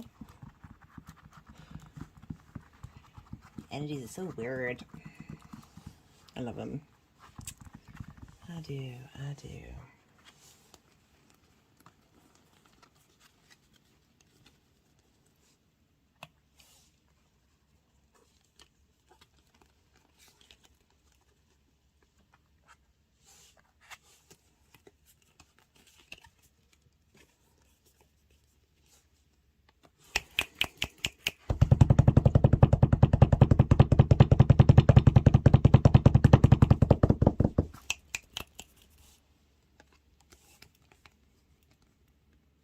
so funny, right? Every time I've looked directly at the stellar gateway, it's kind of cut short the energy, and it's like, right, get on with it. Like, it's like it, whatever needed to come out during with the energies, was able to just jump and be clear and go straight through that gateway. You know, eclipses are gateways. They are portals into different dimensions, especially this one. Right, so we've got for the energy cultivating leading up to this eclipse. So we've all been going through it. We've all been clearing things out. And you've got the Three of Swords. You've got the Three of Swords, the Two of Pentacles, the Four of Cups. These are all difficult, stagnant energies, stuck energies.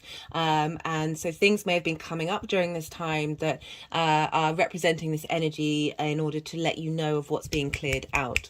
So we've got the Three of Swords. This is heartbreak. This is heart pain, not being seen, not feeling that you matter in the world, in the outside world, in how your small space is. This feeling of separation and pain, just general anything that may have happened to your heart that's made it be small, that's made it feel withdrawn, and that pain, that sense of rejection. Because we've got that with the Four of Cups, which is again, this is the comparison, is the thief of joy of feeling that lack space. And we've got the Two of Pentacles, which is survival mode, basically. So you've been juggling things, you've had to keep going, you've not really been able to look outside of that survival mode and be able to make autonomous choices. With the Four of Cups, this is about feeling that you are lacking, feeling that you are not enough, and that other people have things, there are cups that are out of reach, that you couldn't possibly have. And they couldn't possibly within you. This whole lunation is all about realizing the abundance within yourself, that spark of spirit. And with the Four of Cups, you've got the Ace of Cups coming in of letting you know that you do have that abundant space. And with the Seven of Pentacles, this feels like you've been working on this, that you've been, if these things have been coming up, you've been tending to them. But there might have felt like a bit of frustration, that of not seeing the fruits of your labor during this phase, or just being a bit frustrated. Oh, well, here I am again, having to go over this. I thought I'd worked on this. I thought I've dealt with this. But all of these things that have been coming up is also in terms of feeling like you put in a lot of hard work and you're not seeing any results. That doesn't just have to be linked into these things, but you know, what it is that you're trying to do, of how you're trying to embody and understand your place in the world, that it can just have felt like you're not quite there. It's the harvest isn't coming in.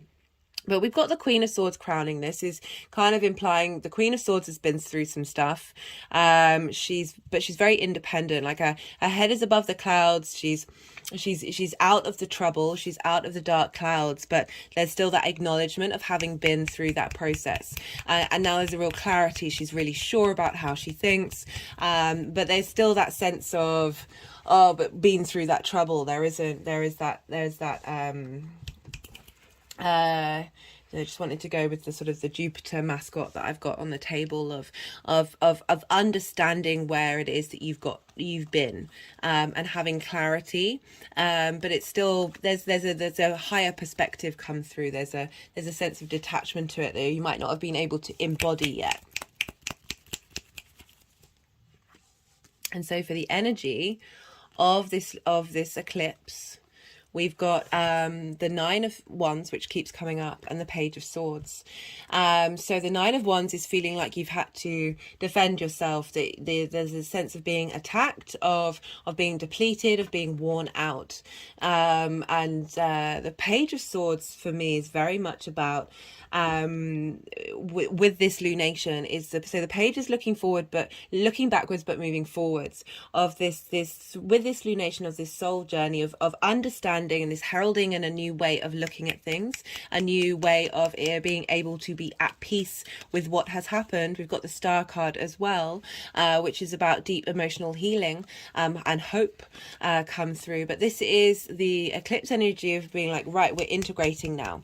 We're able to understand understand that what has come before is part of your soul's journey, but you are headed in a different direction. We've also got the Star card for a lot of the energy coming through with this eclipse, and this is about renewal. So it follows the Tower card, where structures have been pulled down of pain that you faced, and she is authentically herself. She is unclothed. She is free in who she is, not bound by, you know, with this energy. I always say, well, do you need to respond to this feeling like you've been attacked? Do you need to hold space for other people's agendas? The Star card is independent. She is herself. She is okay with being herself. She's healing rather than defending. And this is bringing in earth and galactic energy. We are third generation stardust. Real beautiful galactic support coming in really clearing the waters, really scraping that back, scraping back that trauma, the trauma that the Queen of Swords has gone through. Even though there's clarity there and we've got there for a reason, it's not shaming any environment, but it's saying, okay, now we're having this intense cleanse. Because we've also got Judgment. And this follows, so with the Death card, this is about letting go, appreciating what you need to let go of. Alchemy is about refining every part of you in order to create magic. And Judgment is having gone through that, having refined those things and looked with clarity at yourself and your perspectives and how you look at the world and yourself in it. This is now, with all those pieces of your soul coming together, an understanding of yourself. You're now, those pieces are raising their frequency, and ascending. So very powerful transformational cards, a Judgment card. And we've got the Three of Pentacles. So the Three of Pentacles is all about mastery, knowing yourself, knowing the worth that you have to offer, your place in the world and the universe.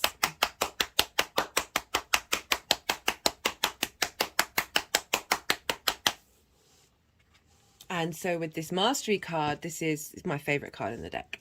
They're all doing different things. They all have different skills, and they're all of the same level, that mastery level, and they're creating something beautiful and long lasting. And so in terms of this sort of soul engagement, it's all the different versions of yourself, all the different soul journeys, all the skills coming together to integrate in order to create a unified whole, a beautiful structure that's long lasting, that is you, Leo.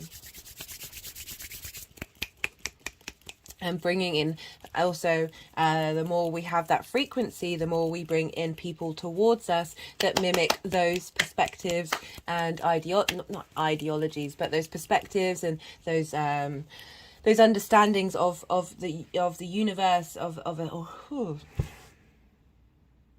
I've just sunk down.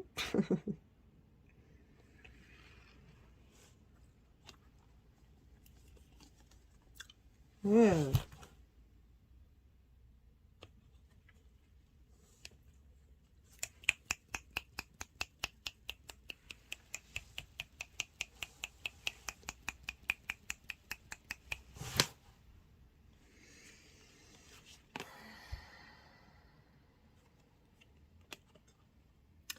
Yeah, so tapping into that frequency and it's, once you go through that portal, it's there. That energy is there for you to tap into. So we've got some really beautiful cards for this energy moving forward, that's sort of confirming this understanding of yourself and how you see yourself in this world, rather than the pain and feeling the lack and feeling like you are unseen and living in survival mode, that and hard work not necessarily paying off, and feeling sort of battle weary and sort of that heartbreak. We've got the Fool and the World.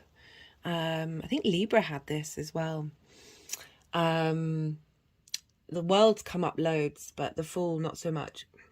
So the World card is about knowing yourself, truly knowing yourself from integrity. It's the Saturn card. It's your own authority in the world, that the actions that you take, the things that you do, are in step with the cosmos.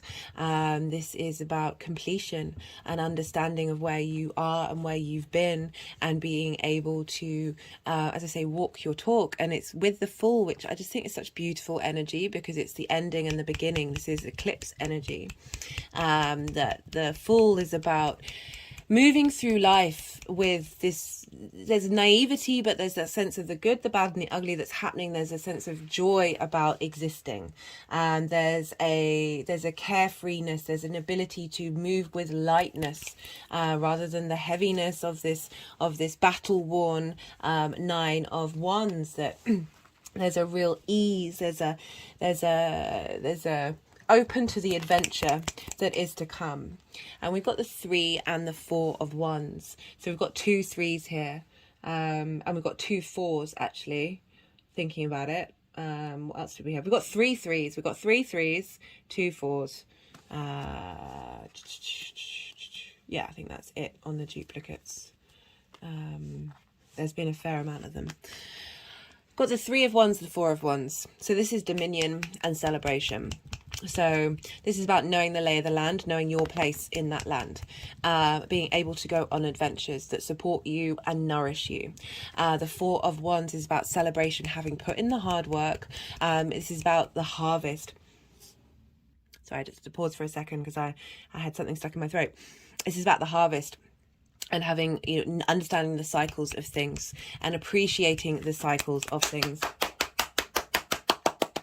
So this card is all about of loving every moment, everything, not shaming it, not blaming it, appreciating it. The more that we fall into that space, the more that we open up to that abundant energy of gratitude, and the more that reverberates out. The Temple card is also very much being aware that you are sacred, and that you are in a space of strength and power. It's funny, this is the house of the gods, where the temples would be, of bringing the energy of the gods into your field of how your perspective and engagement, and honoring that you are a part of that. Being in devotion to yourself and your experience in the world. Beautiful energy. And so we've got, again, that 4 of Wands is linked into the cycle. So this is the end of the harvest. A harvest takes a year. This is lifetimes that we're celebrating, and the harvest has come in. You've all worked together as a team. It's not just you. You've been with like-minded people who are celebrating. You're about to go and have a feast and enjoy the fruits of your labor. So love this for you, Leo. The fixed signs have been going through it, that's for sure. My head just went back and had an energy release.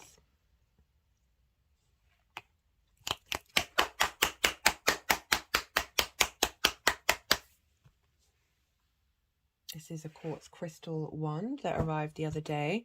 Felt very inspired just one of those times, one of those purchases where you're like, no, I need this. This is not, well, it's not neat. Well, it's not, words. Just felt that instinctive drive of this needs to, it immediately wanted to be on the table. That's for sure. Right. So I'm pulling some clarification cards here.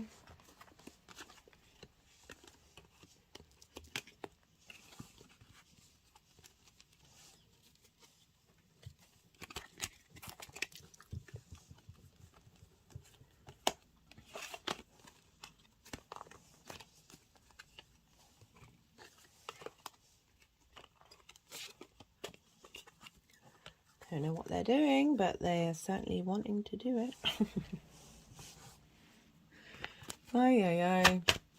Right, so let's see what messages want to come through that may have been missed in the tarot, or confirmation or further jigsaw pieces of what's already come through. We've got health. Your spiritual health. we are dealing with the ninth house, the house of the gods, but that can also be restorative energy to your perspectives.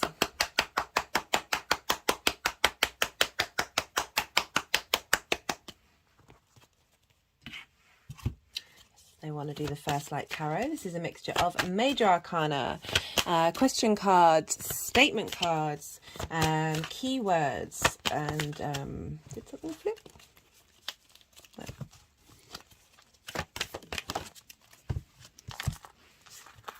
Source, love and light. Able to bring that energy into your perspectives. Being able to hold that true, because you're connecting to your soul that is very much the source, and your current physical incarnation is the temple. The Tower card. So this follows this is alarm. I wanted to go over that. This is bringing down structures that haven't supported you. Understanding the reason why they're there and why they've happened. The Star card follows the Tower card. Bringing down false ideologies. Collectively, you know, everything that we do as an individual is affecting the collective.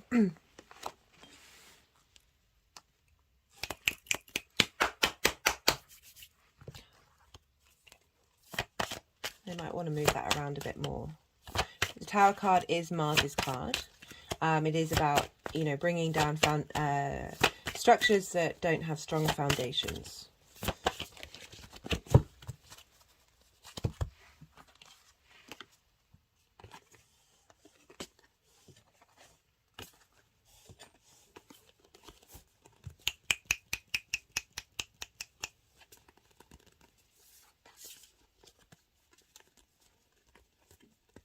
That you have the strength to do so, because the Tower card's gone before health. And now they've put the sort of health, source, love and light with the Tower card. You know, the Tower card is incredibly transformational. The ability to hold space for that. With that sense of abundance, with that ability to not get knocked down, you know, got a lot of energy that felt like was holding you back from your internal strength. You know, we all have those trauma responses. We all feel lost in the world. What was that? See if it comes out again. That was a harmony card. We all feel lost in the world. We all feel like got healing, service to others. So what you're doing in the way that you're bringing in your soul in alignment with your philosophies, your perspectives, is helping clearing out for the collective and others. Yeah.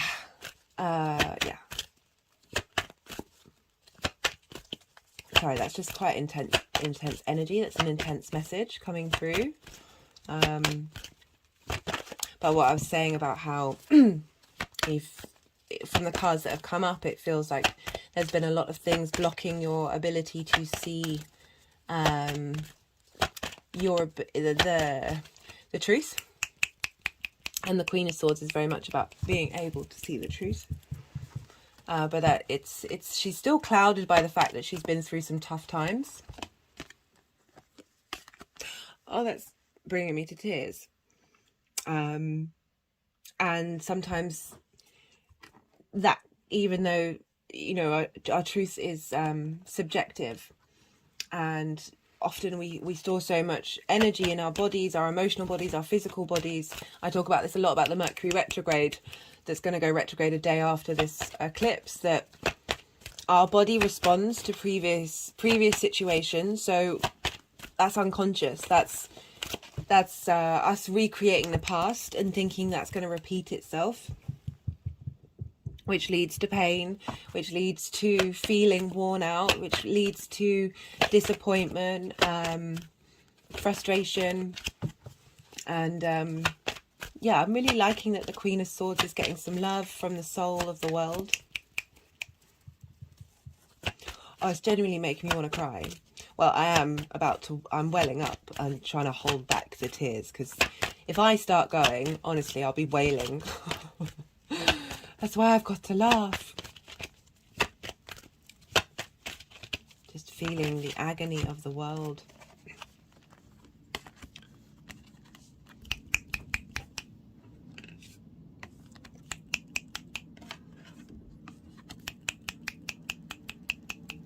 So sorry, we've got the self-discipline card. Sorry, I didn't say that out loud. It's just intense energy. Again, that you kept going. And self-discipline isn't a bad thing. It's very powerful. But it doesn't need to be everything. My hand's just gone over my heart chakra. And it can often keep things out. Both of my hands have now gone over my heart chakra. It's like it can be a defense mechanism. Just had an energetic release and my head went back. Let's see what else comes out with that one.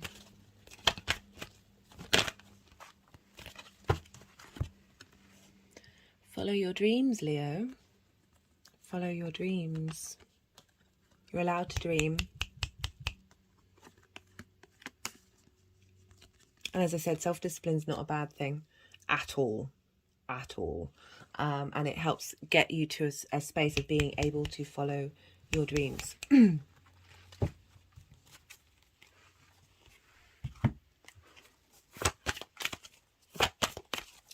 Right, let's do... we've got the Death card.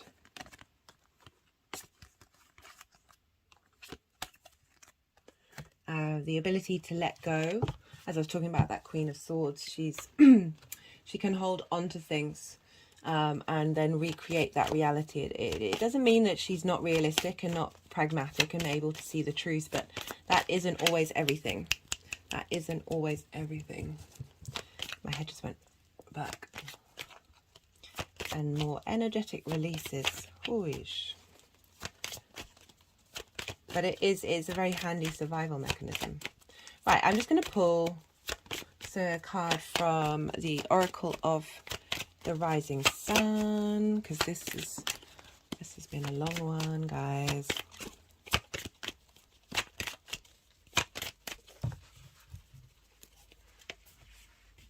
Okay, they're not wanting it from there. Final message.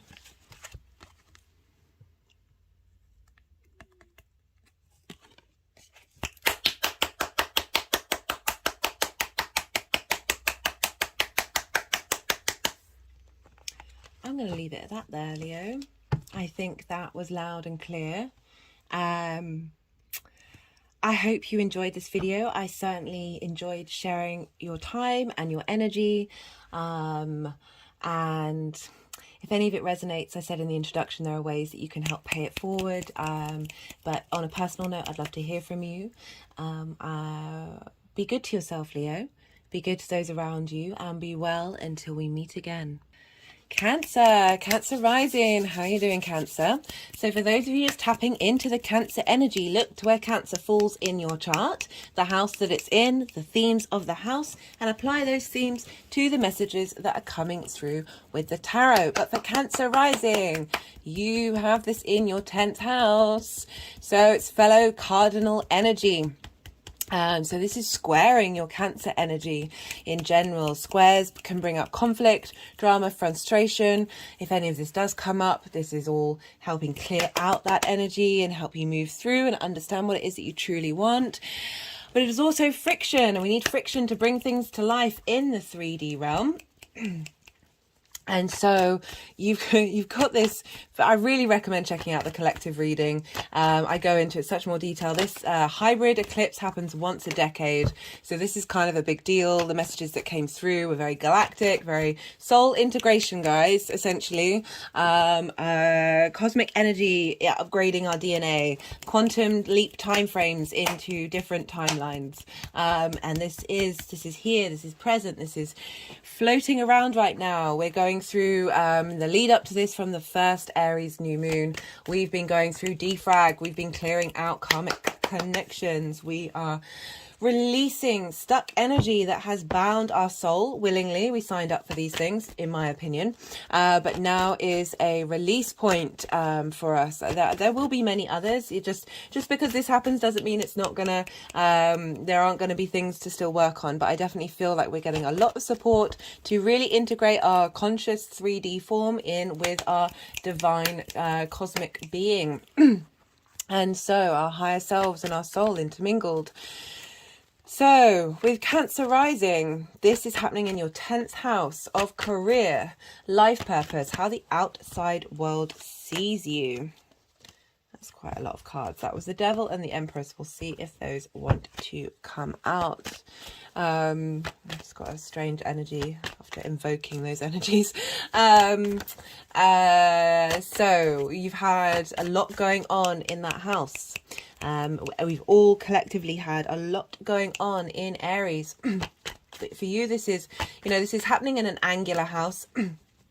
So this tends to show up a little more loudly. It has a bit more prominence because the angular houses are sort of pivot points in the chart, and so this is you've had a leveling up. We've had Jupiter there, we've had Chiron there for a while. Venus has moved through there, Mercury's now moved through there, and we've got the Sun making some really intense three lunations, guys, as well as a conjunction with Chiron and then a conjunction with Jupiter. So this is big stuff that we've all been going through, this leveling up of an understanding of your life purpose, of working out where it is that you want to be headed, what moves you, what do you really care about, and what are you willing to fight for, what are you willing to stand up for, and rather than let go of really being the spiritual warrior, of going on a journey of understanding what drives you and what's genuinely truly important, rather than things that might be a bit surface level. And so what does this eclipse mean? Well, eclipses are big energy. This is a hybrid eclipse, both in terms of the astronomy as well as the astrology, because the nodes are still in Taurus and Scorpio. So we've got this starting energy, but with that fixed energy of Taurus, being able to ingrain it into the long term. So at the later degrees of Aries, really highlighting the wisdom and strength and energy of Aries, and feeding it into that area of your life, of really knowing what it is, your true soul's autonomous journey of life purpose, intermingling with your conscious thought.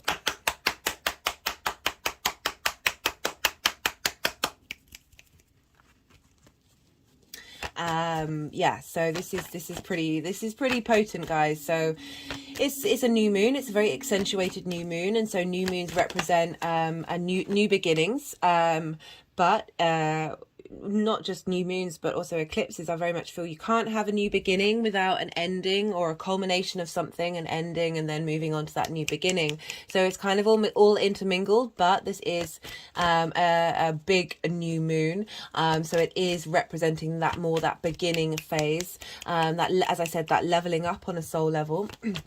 And this may manifest at the time, or this energy is being seeded, and this may come up later on. It all depends on your chart. I've seen it impact people in very different ways, but yeah, it's a very prominent energy, squaring your energy, particularly because you have Mars in Cancer, which is in your first house. So the ruler of this lunation, the ruler of this eclipse is in your first house of self.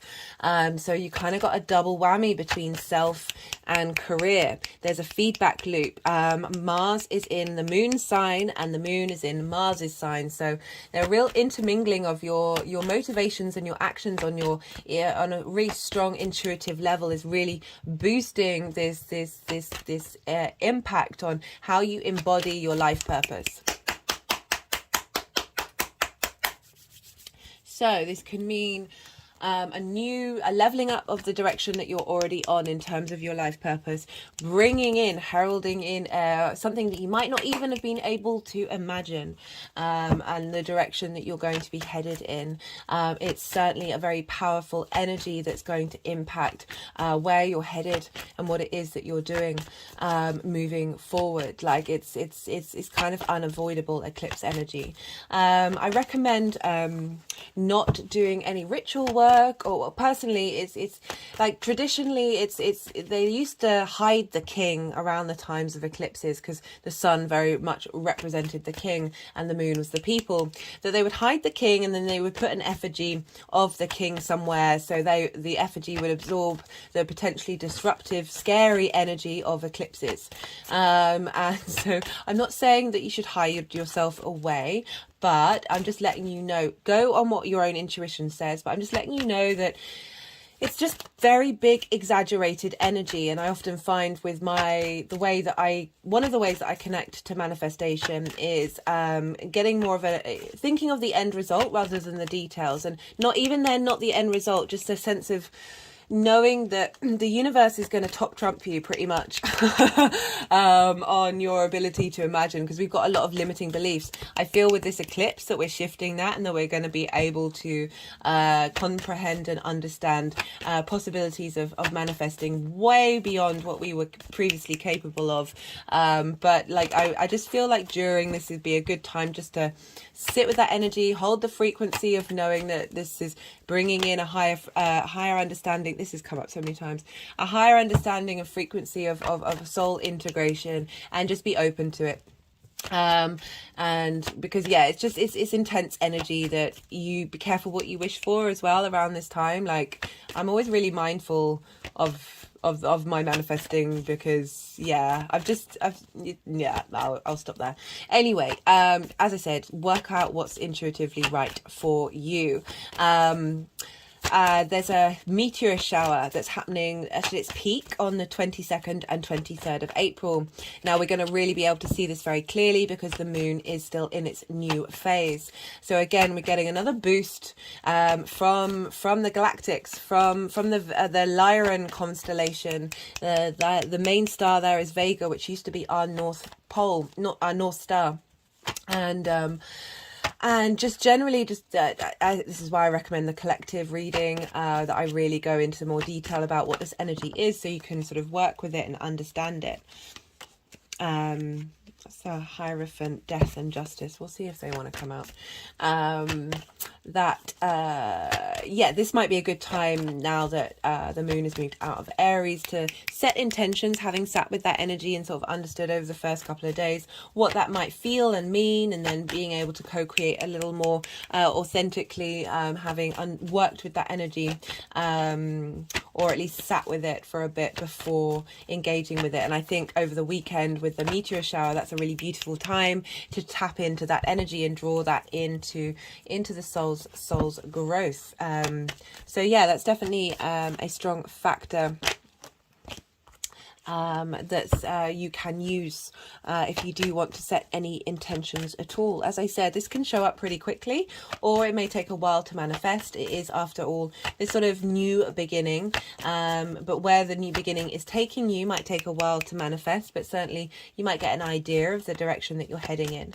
And this is just helping us have a lot more resilience, as I said, connecting into the integration of all our past, present, future moments, and in this life and in the next, and all the others that we've been in, that it doesn't necessarily mean that everything's all great and wonderful, but it's that, you know, the way that I look at New Earth is we operate in a different frequency in the current environment, and it's certainly been from my own practice that the more I lean into this, the Empress came up in the collective reading, the more that I lead into a space of gratitude and a sense of acknowledging the abundance of the universe, the more that seems to be reflected in my surroundings. I'm very aware of the geopolitics. I'm very aware of everything. I've been very mindful of that.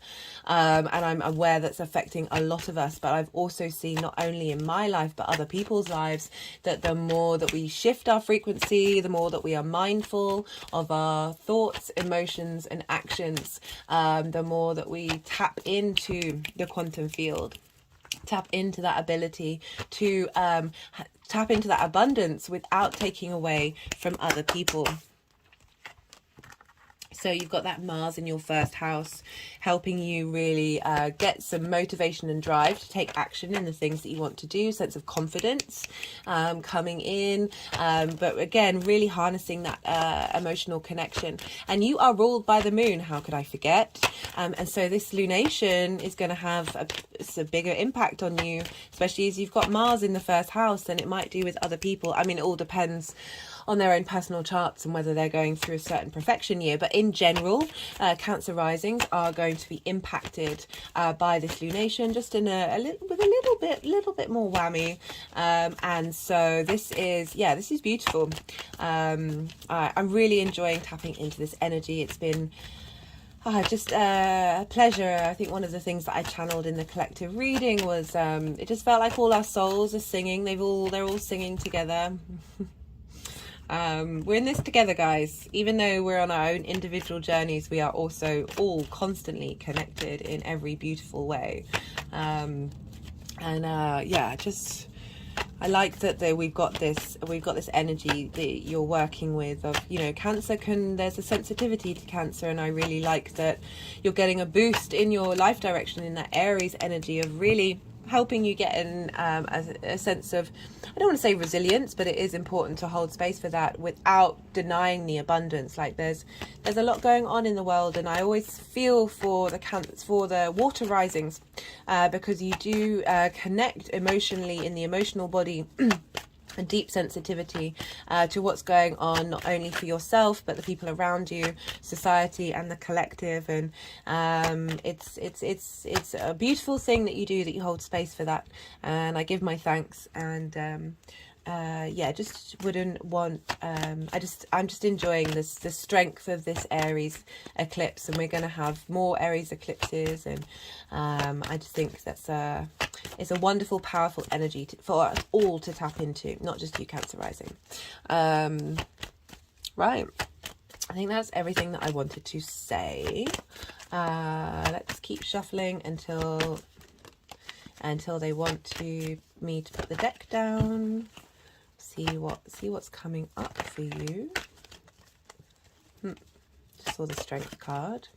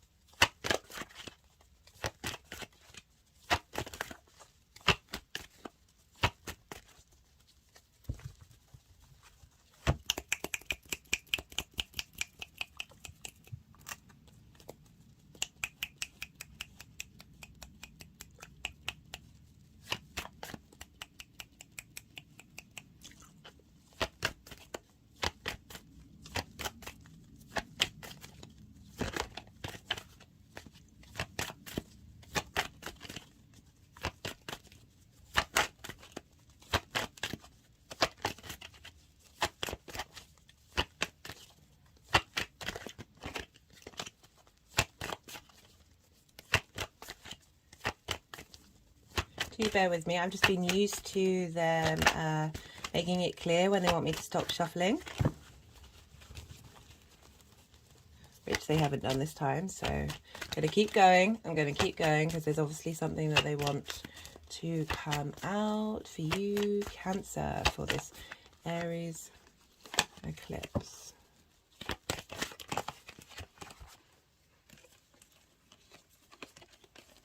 Do we want these cards, guys?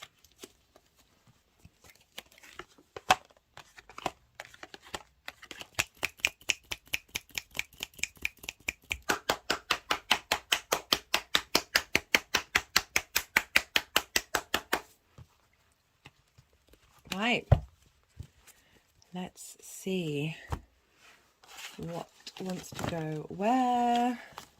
So there's going to be 3 piles. There's a pile for the energy leading up to this lunation. There's a pile of the lunation itself, and then how these energies are manifesting moving forward.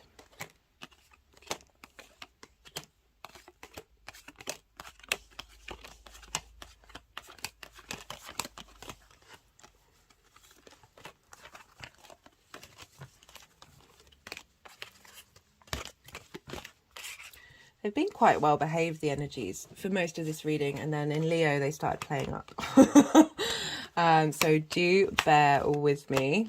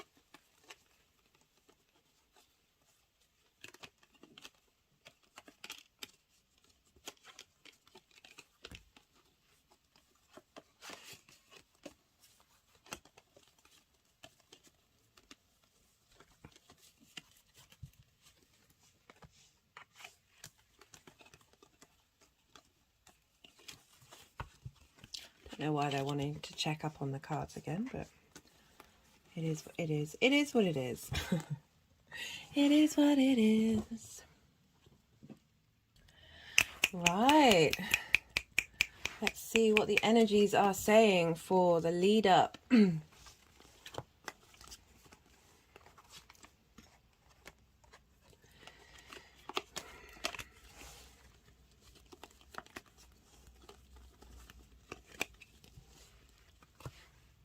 Hello Cancer. So I had to stop the reading yesterday, and I'm now recording this on Sunday, which is the sun's day, and the moon, it's the moon's hour, and the ascendant is in Cancer. So I feel like the messages that are going to come through in this reading are going to have a bit more clarity. I was certainly starting to feel very energetically heavy, and I thought that would be a good idea to stop the reading and make sure that the energy was clear and ready for needing to be received. So we got through all the astrology that I wanted to talk about, and wanting to now bring in the messages from the tarot. So let's see, I know that they were moving the cards around a fair amount yesterday. So let's see where they all want to go now.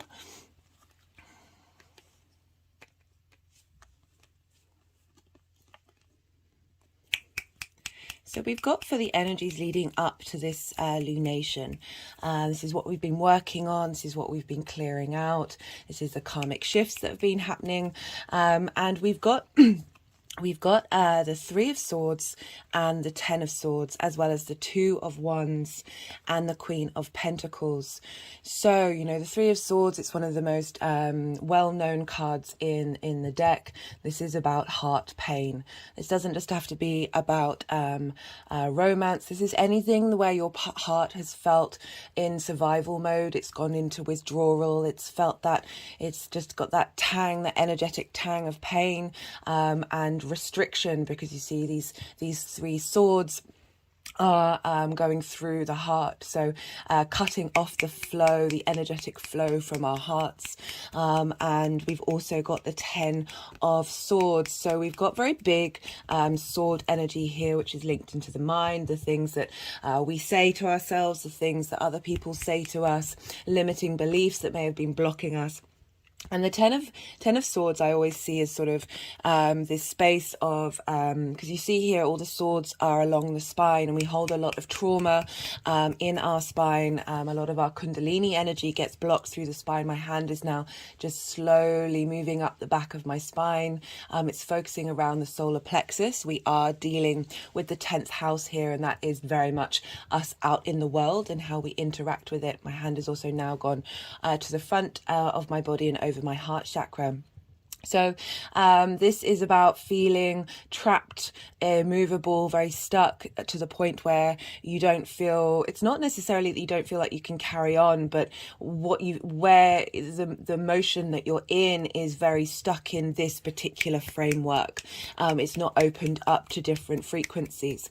And this can be limiting beliefs that you've had that are linked into your soul contracts, your ancestral contracts, the traumas that we hold from so many different areas, not only of our life, but also, as I say, the collective, our past lives and our ancestors, that these limiting beliefs have been part of the journey that you've been holding space for. For all of that energy, and it's been now here to be transmuted, because with the 10, this is a completion, this is a moving away from that energy. I always see with the 10 of Swords in reverse, like all the swords are falling out, and those blockages are being moved. There's a lot of blockages here in the physical body that have been getting in the way of your sense of understanding of your life purpose or the manifestation of your career. Whether that's conscious or not, you might be doing really well in your career, Cancer. But there may be some underlying themes that have in our deep unconscious mind, in our, as I said, those soul contracts that have just not been being allowed you to flourish in the possibilities that you might not even be able to imagine. We've got the Two of Wands here. Now, this is a very powerful long-term manifestation energy, but this is about getting the lay of the land. So perhaps you've been exploring these wounds on a conscious level and getting to understand your own response mechanisms to what it is that moves you. If you see this figure, they've got the hand, the world in their hand. You have the capacity to engage in the universe in whatever way you want from an abundant space. But there's a sense of not quite getting on that journey yet, not quite going forward and being able to, did you get the Three of Wands? Let me just check. Anyway, not quite going yet, and there can be a restlessness because you can anticipate that this new journey, this new accentuation of your life purpose is about to bloom. And the crowning energy is the Queen of Pentacles. So it makes me think that you've been really in a very grounded space, being able, because the Queen of Pentacles is really good at giving advice. And learning to take your own advice, as well as be able to transmute that and give that to others. Perhaps that's certainly part of your intention with your career and your life purpose of just being able to share this sense of abundance through that advice. Giving good, saged, grounded, my finger's just gone over the bunny rabbit. It's that sense of fertility, that sense of abundance that's coming through, that you've been cultivating and transmuting a lot of this energy during this karmic clearing time.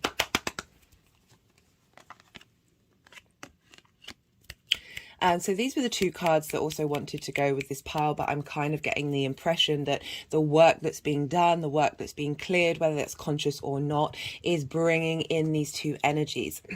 you know, it's the Two of Cups and the Three of Cups. This is about union, understanding, love, and just being at peace with those Two of Cups. And the Three of Cups is being celebrated. It's being with like-minded people, and you're enjoying your time. So shifting that space of feeling you know, potentially betrayed by some of your work environment, your life purpose energy, and feeling hurt and stuck and essentially very broken, at least on a unconscious level. That this is opening up this beautiful space of not only feeling at peace with yourself and your surroundings, but drawing in the energy of this collective support, and coming in, like, I feel like this is the energy of your all of your integrated soul coming in, of saying thank you. My hand's just gone over my heart chakra. Thank you for the heaviness that you've held. For the heaviness that you've held. It's been a important journey to not necessarily journey, but even if you're standing still, you're still on a journey. Important to take the time to have worked through these things. You know, the Queen of Pentacles, this is longevity. This is a sense of inner autonomy in the physical world. And then this beautiful combination of the Two of Cups and the Three of Cups of really bringing in this more ease, this pleasure. You know, you have the Three of Swords and the Three of Cups. That's bringing something into balance. That's bringing harmony together. When we get double numbers, it's a real synchronicity of the universe going, there is a shift in the frequency. There is a shift in the dynamic.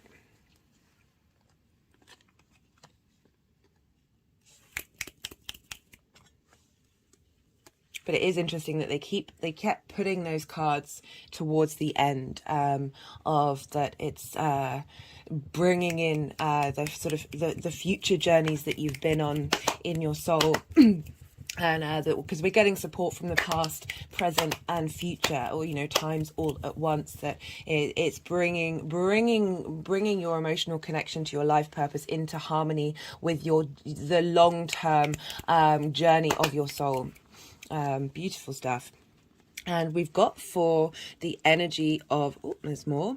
Oh, there's quite a few, isn't there? We've got for the energy of the eclipse itself. You know, the Knight of Cups is very romantic, very idealistic, but it's defending your emotional state, Cancer. You know, you are ruled by the moon. You are a water sign. As I say, there's a lot of sensitivity that you hold, and I love that the Knight's coming in. That's kind of reminding me of Mars in Cancer, helping you understand your worth, your internal emotional space, your intuition, being able to defend that. I recently just wrote a post in reply to somebody who messaged on the Mars in Cancer transit, and what came through was, I love it when I write because lots of different messages come through. What came through is that it was sort of an expansion on the message that came through in the general transit of Mars is here to defend your intuition from all the times that your needs weren't met, all the time, and that can shake and block our intuition from really having the strength and courage to speak from a very fundamental level. So I feel that that energy is coming through, along with the Six of Cups, which is about a beautiful gift from the past of being able to see things in with peace, the good, the bad, and the ugly, and being able to shift that frequency from a space of pain, resentment, hurt, blocked energy to that sense of gratitude and abundance. And also, you know, with the gift from the past, this is our past lives. Our past existences on a soul plane, coming in and saying, we are here to support you. We are here to help you heal and grow and flourish, because we've got the World card. This is about knowing yourself. This is a completion. This card has come up so much in these readings, and I feel like it's that completion, but it's not it's an end. It's a shift into a new dynamic of that integration, that soul integration. So with the World card, it's very much that you are now moving through the world with a deep understanding of who you are. And the more that we walk with our own integrity, this is a Saturn card, the more that we have a sense of resilience and good foundations, the more that the world opens up to us. Again, it's that frequency shift. It's just wanted to go with the Shunganite pyramid, and Shunganite's very much about cleansing and healing. There's a lot of power here, a lot of bringing in a lot of I feel like there's a purification of a lot of the stuck energy that's happening, that's freeing us all up, because this world card has come up for pretty much every sign. And I love that this is coming up for a 10th house reading. So this is about power. This is about strength. This is knowing your own worth. It can be about holding on, but I just don't get the vibe with that in these current readings of now that you know yourself, now that you're able to be able to appreciate the reality of the situation. You know, assassins linked into karma. We're clearing a lot of karmic ties, that there is now the ability to have a new lease of life, a new passion, and have real strength in that, and know that this is serving you for the long term. You know, you've got that Queen of Cups as well, that very abundant legacy energy, along with the Four of Pentacles, which is about knowing your own strength. And I love how it's combined with the Ace, which is sort of a revitalization of your creative power. Aces are incredibly potent. This is fire energy. We are dealing with Aries, of really being very grounded and mature in your Aries responses, and being able to bring perhaps motivation and drive to in the career that you have, but to the people that your career touches. So real freshness here, but it's a completion in knowing yourself, as well as holding space for that freshness. Like, it's not denying the wisdom and knowledge of the experience that you've been through, and where you've come from and what you've done. Love that these cards are now wanting just to be absolutely everywhere. It's a really gorgeous couple of cards there. The Two of Cups and these Three of Cups of being at peace with yourself. Like the different, I always say this, along with the Lovers card, is this: you've got the masculine and the feminine energy and the spirit energy, as well as the animals and the earth and the sky. This has got the Caduceus, there we go, which is about healing, healing that pain, healing that pain in your heart, which now is opening up and now in balance with itself. There's a sense that, you know, bringing in again that celebration and that appreciation and support from the universe.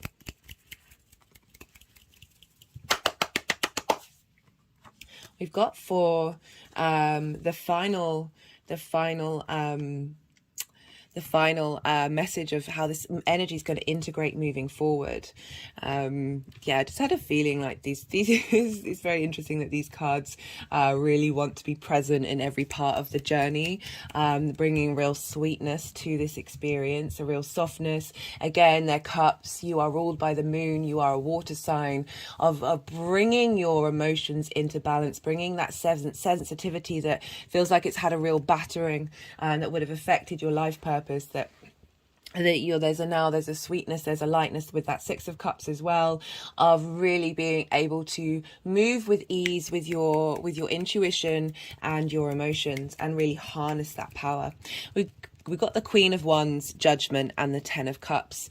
Very powerful energy. The Queen of Wands showing command in your career, command in your life purpose, really knowing with a sense of authority the direction that you want to head in. This is creative, passionate energy coming through. This card came up a lot with the Venus in Aries transit. Like, we've had a lot of support from Jupiter of raising up that frequency of Aries, of what are you defending, what's really important to you, being very sure of your autonomous decisions, and knowing you know, the ones are very much about going on journeys as well, that of being able to be confident in the new direction that you're heading in.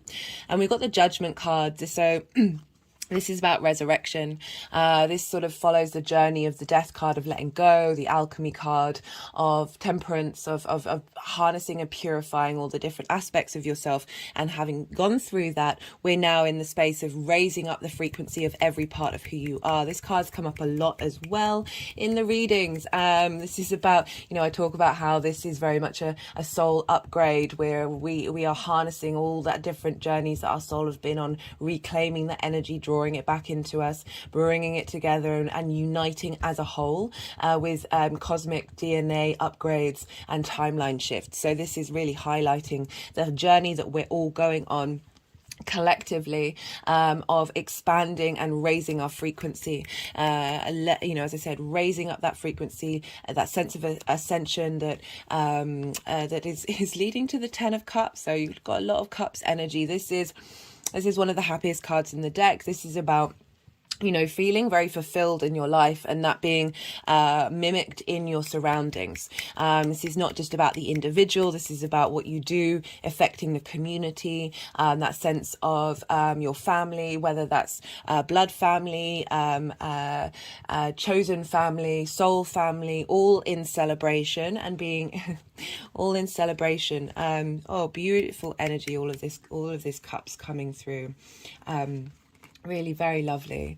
So for your career of feeling really satisfied and having a space of abundance and being both appreciated and celebrated on an emotional level in the direction that your life is headed. That's really lovely. What were the cards that I felt called to hold up? It's such a striking combination of cards that are really just really beautiful for you, Cancer. I love this. I love this for you, that there's such strength of the resilience, but the real authority in knowing yourself, knowing how you respond, and knowing that you are now more in line with the direction that you want to be headed in. That through this shift in frequency, the world is opening up to you, and that's really highlighted by these cards of sort of emotional fulfillment, and that's important for you, Cancer risings, because of you are ruled by the moon, which is very much our emotional space, our unconscious space, bringing those unconscious frequencies, those trauma responses into balance, raising them up, shifting the dynamic quite a lot. Right, I'm going to pull some clarification cards for you guys. This is the numerology deck. I put all the decks in the description box if any of them take your fancy. Let's see what messages want to come through for you that may have been missed in the tarot, or that are helping you give more clues and understandings to the messages that have come through. And sometimes they just reconfirm and double down on messages. So what wants to come through for Cancer?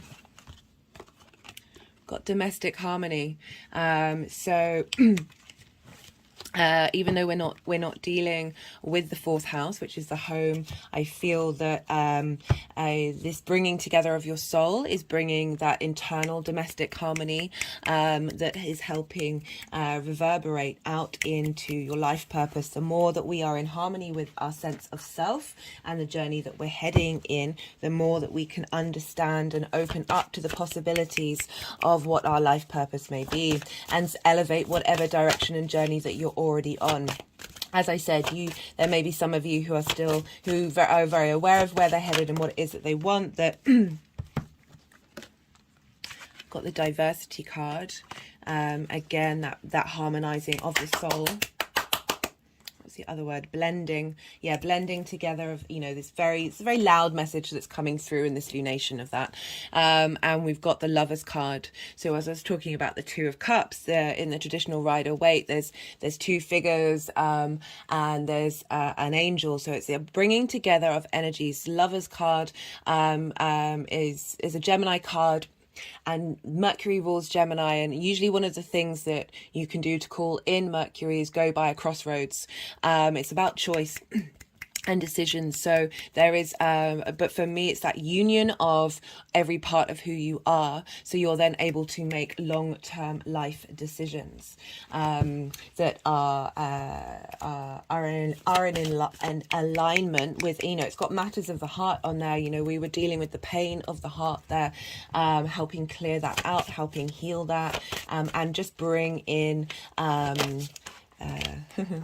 the moon. Even though this is the Pisces card, you know, you are ruled by the moon, harnessing that that intuition of Mars being in your sign, and the lunations really affecting you, and just generally understanding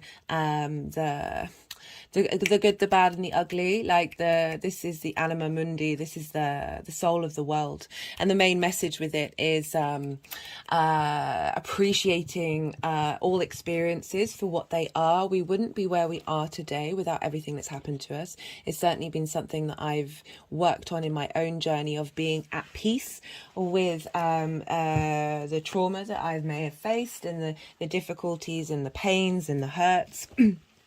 And really being able to let go, like forgive, but you don't have to condone these things, but just the more that we do that, the more that we're showing the universe and the frequency of that we are open to love, because we are giving it to every part of who we are, and every person, everything, we're all connected.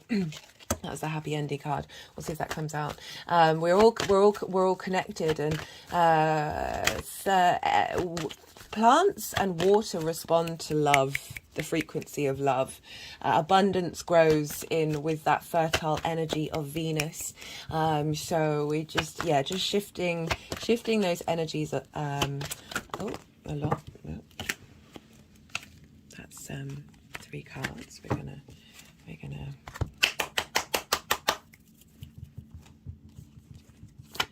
I wanted a different deck.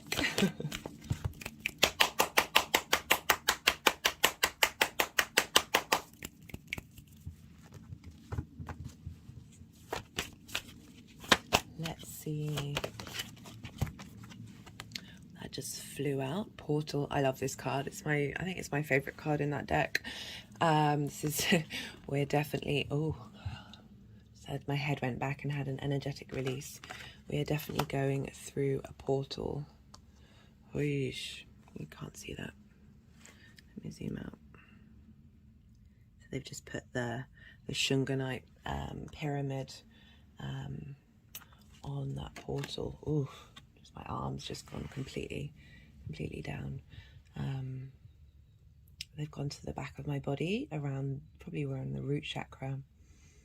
And slowly moving the card up the spine, energetic release around the solar plexus. Oh, this is the stag that I use for the energy of Jupiter. Jupiter is conjunct this lunation.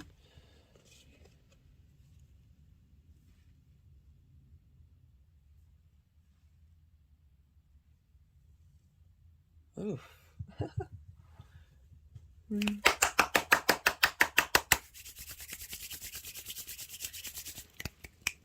Ooh, interesting. So there's a stellar gateway activation card here where it says infinite potential manifestation vortex. Very much interesting. There's a pyramid there. I hadn't quite clocked that. That there is eclipses are portals. So it's interesting stuff going on with that. Two portals here.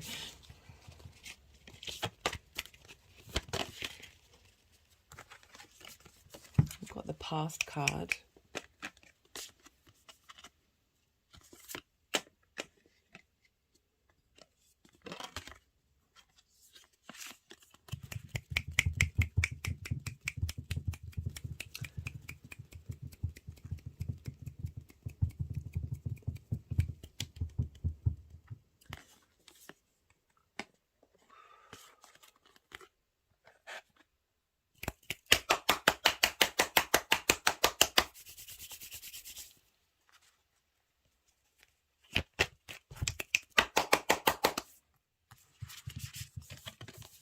So this is the Lemurian card, creating heaven on earth. It's happening. There's been several cards that have linked into that message. Just going to pull some cards to see what they're doing with that portal energy. I mean, I can kind of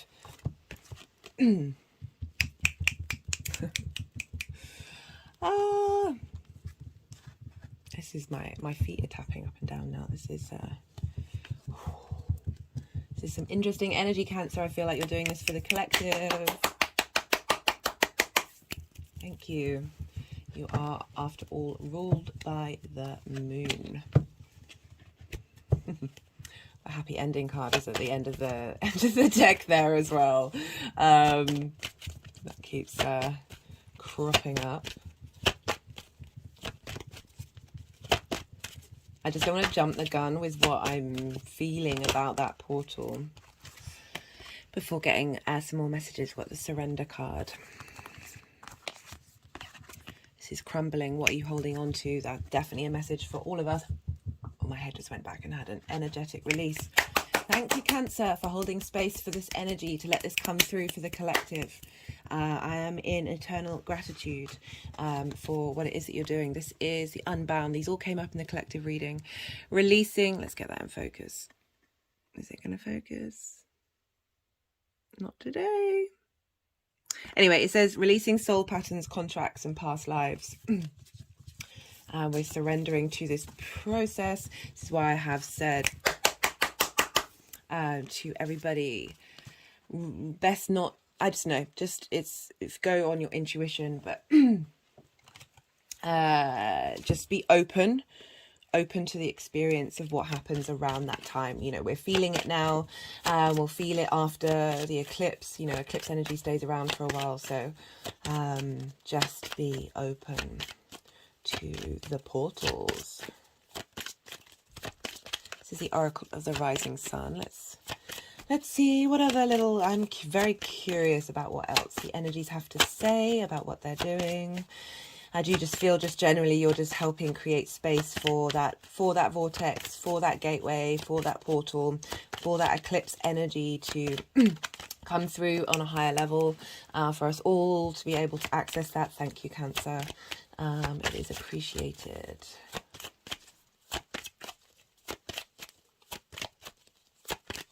I'm very glad I stopped that video yesterday because sometimes me and the energies cannot be in domestic harmony. Fortune. Love that. Sun in Leo. The sun coming in, helping bring in vitality and strength to the sense of who we are, that integration, being able to, so that new earth energy, that 5D energy, for me, it's about being able to respond to the world around you from a new dynamic, breaking the cycles, shifting the energy in a different direction, and doing that through everything that we do. And then we see that ripple out around us, and one by one we're spreading that energy out on a connective grid, to allow that to be accessible for those who might not be engaging in that. There's certainly so much stuck trauma, so much repressed trauma bubbled to the surface, short-term thinking, selfish thinking. It's prevalent. I mean, and I understand it's a part of the survival mechanism of the human race. I am not shaming it. I completely get why everything is happening. It pains me and I wish it wasn't, but it doesn't mean that I don't hold space and compassion for the reality of it. I'm very against shaming and repression. These things don't get us very far at all. Organization of the soul dynamic.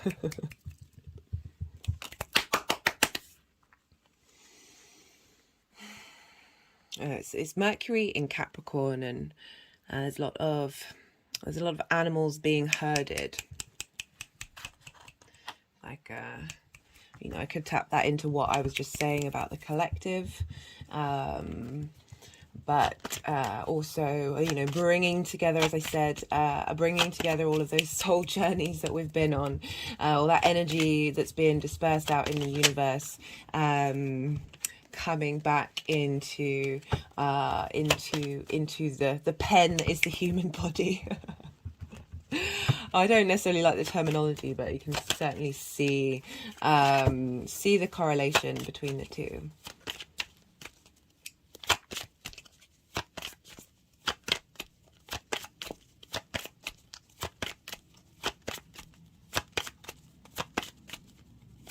And for you on a personal level, Cancer, this is being able to have an understanding and a clarity and bring things together, bring that organizational space into your life purpose. Like, you do have the Queen of Pentacles. Pentacles is a very pragmatic, logical, grounded energy that is very helpful in terms of just getting your ducks in a row and making sure that the flow that you have, the setup that you have, is facilitating where you want to be headed.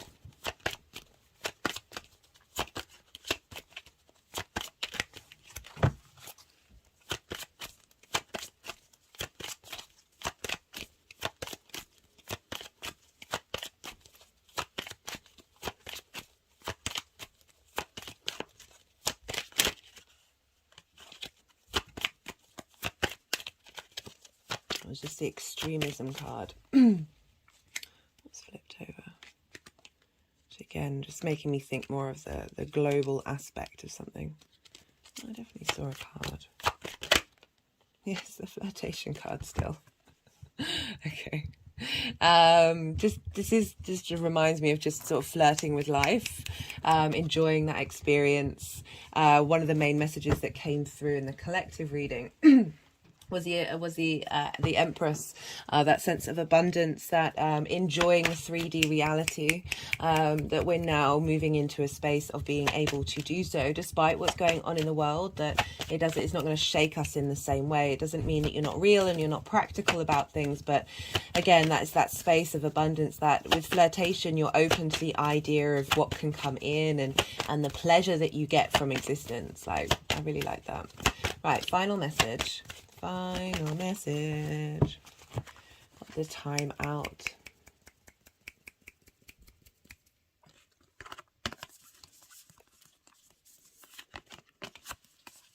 It's gone with the crumbling. What are you clinging on to? And the soul contracts of that's what we're clearing out now. That also might mean that needing a bit of rest during this time, with the processing. You know, Mercury's in Taurus. I really feel, and will be retrograde after the day after this, that really tapping into your senses, resting, sleep is doing absolute wonders for us all right now. It's when a lot of the good work is coming through. Just want to do one more card, because that was kind of like reconfirming that message of surrender, but also like a time out of that journey, a time out of those patterns, of those traumas that we've gone through, those soul contracts. That, like, the line is being drawn in the energetic sands. Just had an energetic release at that. Let's do one more card. One more card for Cancer.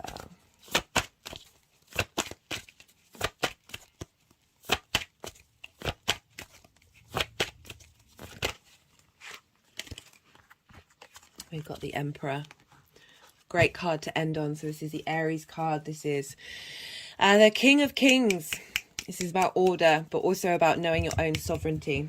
But the Emperor works not only for itself, but for its community. There's a real strength of knowing, of being in command of yourself, of your situation, and just a real. I just get a real not coolness, but this sense of feeling held by that Emperor energy, and feeling that within myself, but also knowing that there is a great strength. There is such a powerful, tangible strength within us all that's coming through with that 29 degrees of Aries. Love that to end on that one, Cancer. Well, I hope you enjoyed the message that came through. I'm really struggling with my words.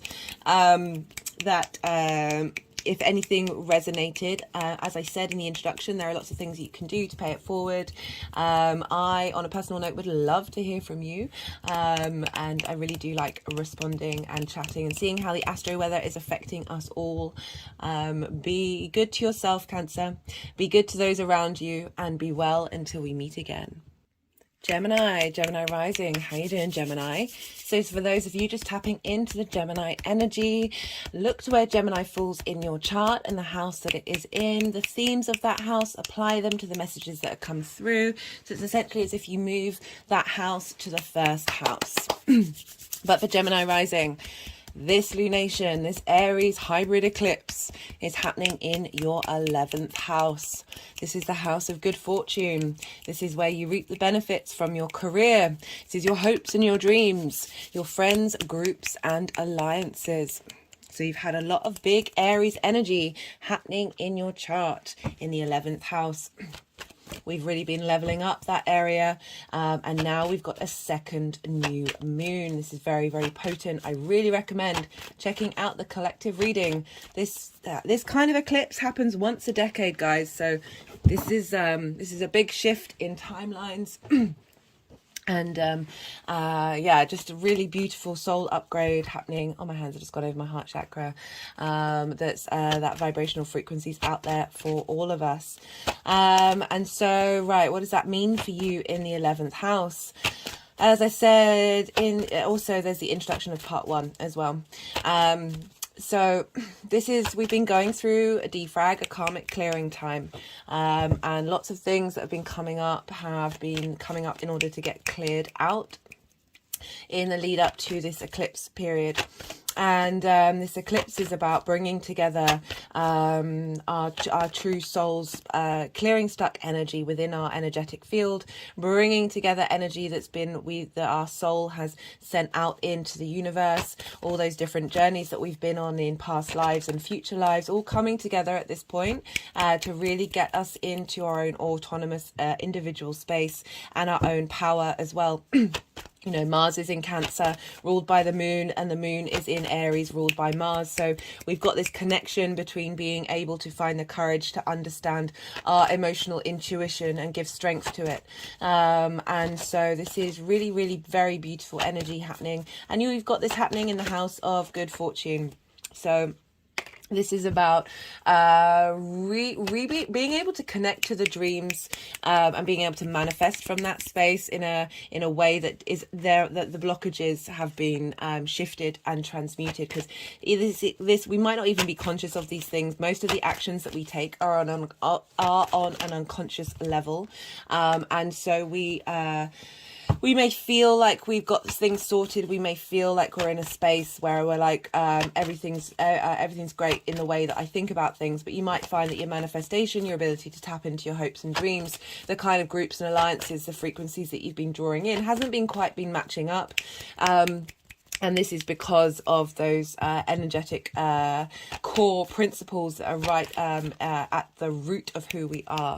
And this is definitely a time of clearing those blockages out. So being able to dream bigger, being able to tap into your higher self and your soul and what it is that it is truly on offer to you in this incarnation. So, but lovely house to have this happening in, and also being able to be who you need to be in the groups and alliances. So this can really help give a sense of authority and understanding from a space of wisdom, because we are dealing, Jupiter is conjunct this lunation as well. Jupiter likes to bring wisdom in, and a sense of elevation and cohesion with who you are. So It could be that you then are bringing in groups and alliances that are matching in with your soul's journey, being supported, being able to share information, being able to feel seen in those groups and alliances, because Chiron's involved as well. We've been working on the wounds in that area of our life, and that can often have felt like just not validated, not appreciated in those groups, and that can kind of impact how we look at our hopes and dreams, and just you know, definitely a lot of blockages can happen in this house, even though it's a very positive house.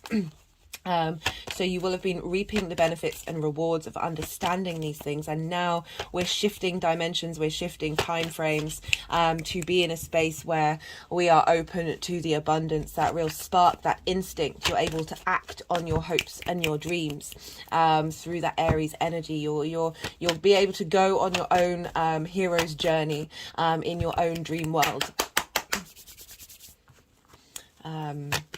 Yeah, just it's a lovely space. And this sextiles your Gemini energy. So a sextile is an aspect of Venus wanting to bring in creativity, harmony, desire, pleasure, connection. There's a sense of appreciation and value with the sextile energy, but it's very inspirational, very creative, lots of different ideas, ability to think differently, to respond differently, to feel differently about what it is that you care about. And that's all sextiling your Gemini energy. So for Gemini rising, that's how you embody your sun or your moon in your actions and your deeds. So you're really getting a boost of understanding of, like, through the things that you do, and Venus is in Gemini at the moment, so you're really getting that boost from Venus of feeling good about yourself during this time. So it's a facilitating this energy transfer, this shift of your embodiment of self is going to be able to emit what your dreams are and what your hopes are. So yeah, just be mindful around this time of what it is that you're doing. I really recommend not traditionally, right? So traditionally they would hide the king around the time of eclipses, because the king was very much linked into the sun, and it's seen as a drain of energy in the past. So there's a lot of recommendations to not do magic or intention work around this time, because you're dealing with very, very potent, powerful energy.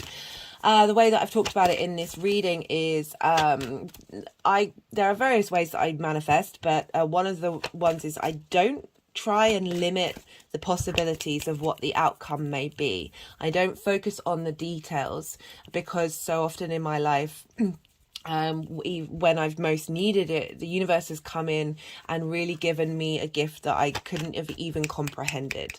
It's not with everything, but I've certainly been very aware that if I surrender to the details, I stop trying to control the situation, that it just opens you up to that quantum field possibility of absolutely anything happening and we can be so limited by our beliefs.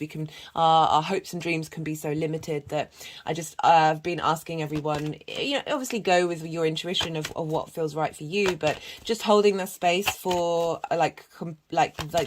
this is the Stellar Gateway activation card, and it says infinite potential manifestation vortex. So just be open to that energy, that real powerhouse energy. And as I said, I really recommend checking out the collective reading, because I go through the general message for everybody in so much more detail, and it'll just give you more of an understanding of what this frequency and what this energy's saying, so you can just sort of sit with it and see what comes up, but just be really open to that frequency. You can there is a meteor shower that will be at its peak on the 22nd and 23rd of April, so at the weekend. This is coming from the Lyra constellation, and the main star is Vega, which used to be our North Star. So there's really beautiful energy coming just after this eclipse, that's support and more cosmic support, helping us, give us strength and heal our inner self and bring in a sense of harmony. So this might be a good time, having sat with that eclipse energy, to see what how you want to co-create with that if you do feel so inclined. It's also just wonderful energy to tap into, that you can just allow that energy to transfer through you into your temple, which is you are the temple.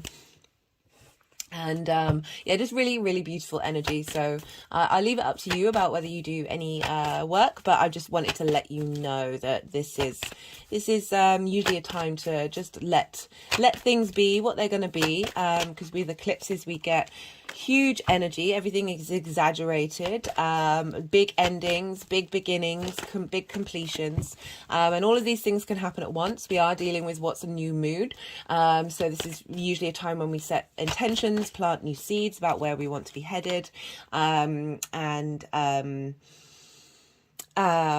this is a cultivation time of a new beginning.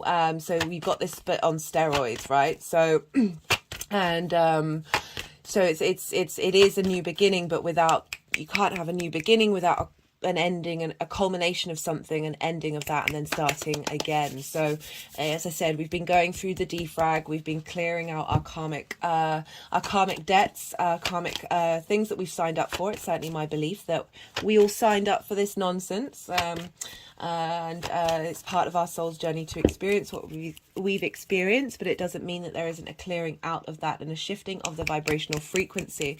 And then there will be other things that we may need to work through moving forward. I'm not saying this is all going to be everybody. I mean, it really could be everyone walking around in this beautiful, integral, abundant space. Like, that is my wish, but I there's part of me that's very pragmatic and very blunt, that, like, from my experience, like we things come around again to test us, to see whether we really have integrated that. But it's all do we want those? Nope. It's all, that was the Page of Swords and the Two of Pentacles, so we'll see if they'll come up again. But yeah, no, I obviously hold up hope for that, but I don't want to be a reader that's like, oh, everything's going to be magically better, and then it's not, and you're just like, well, you lied to us. I'm like, no, I don't want to do that at all. But I am seeing it around me so much. People are tapping into their innate power, and there's this sense of abundance that isn't taking away from others. So really being open to the fact that the universe, it has the magical capacity to provide for all of us. My hands have just gone over my heart chakra. And I feel like that's why the hierarchies in the 3D world are trying us to block that, because then they won't have any hold over us. Interestingly, like, this is kind of like the money action. They won't have any hold and power over us, and that needs to stop. Right, so because we're dealing with Aries, we look to the ruler of Aries, which is Mars. Okay, that was the Six of Wands. We'll see what's going on. Mars is the ruler, and sex being funny. Mars is the ruler, and Mars is over in Cancer. So what's going on with Mars is having an impact on what's going on with Aries.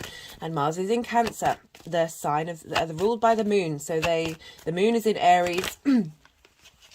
Oh, hello, Mercury. You are ruled by Mercury after all. The moon is in Aries, ruled by Mars, and Mars is in Cancer, ruled by the moon. So this is called mutual reception. So this means that there's a strong energetic connection between the two, even though that there isn't an exact sort of aspect by degree.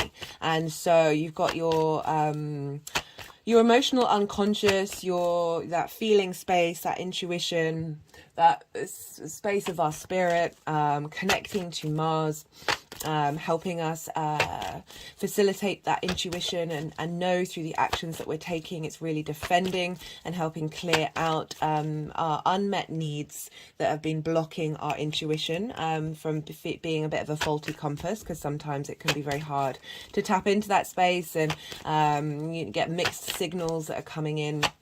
I really feel that we're clearing that out, and we're going to be, with this lunation, of really being able to tap into our manifestation from our soul's path. Like, it's going to be a powerful shift that's happening. So Mars in Cancer is in your second house of values. This is your resources. This is what you value and how you value yourself. This is how you manifest. This is how you bring in money. And so Mars moving through here is helping give you confidence about your value. I'm really trying to, because Pallas Athena there is the goddess of wisdom and strategy, is helping facilitate Mars's journey. So it's really helping you be able to move with integrity in, as well as trining Saturn, move with integrity with the actions that you take. And so Mars doing work on your values is feeding into your hopes and your dreams. So that support mechanism between the soul integration as well as leveling up of your value system is opening up your hopes and dreams, opening up the frequency of bringing people towards you that match your soul's vibrational frequency, reaping the benefits of what's going on in your career and your life purpose, and getting a real strength of acknowledgement of where you've been heading and the work that you've been putting in. So I love this. I love this for you, Gemini. Especially after that very long transit of Mars in Gemini. I personally miss it, but it wasn't in my first house. I am mostly fire and air in my chart, so having Mars in an air sign meant I got a lot of stuff done. Speaking of Mars, hello, this is the Mars card.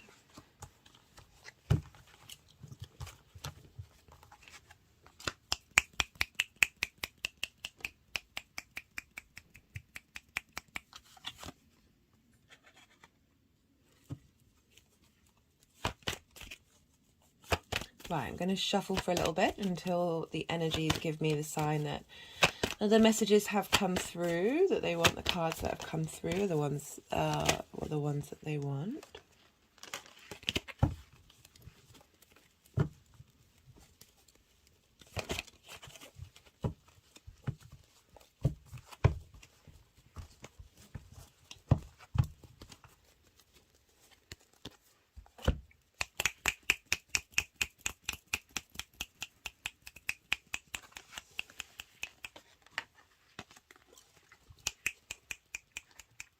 I love that. That's the Five of Swords with the Tower. Five of Swords is some heavy energy, and I'm liking that it's gone with the Tower of clearing that energy out. Right, let's see what wants to go where.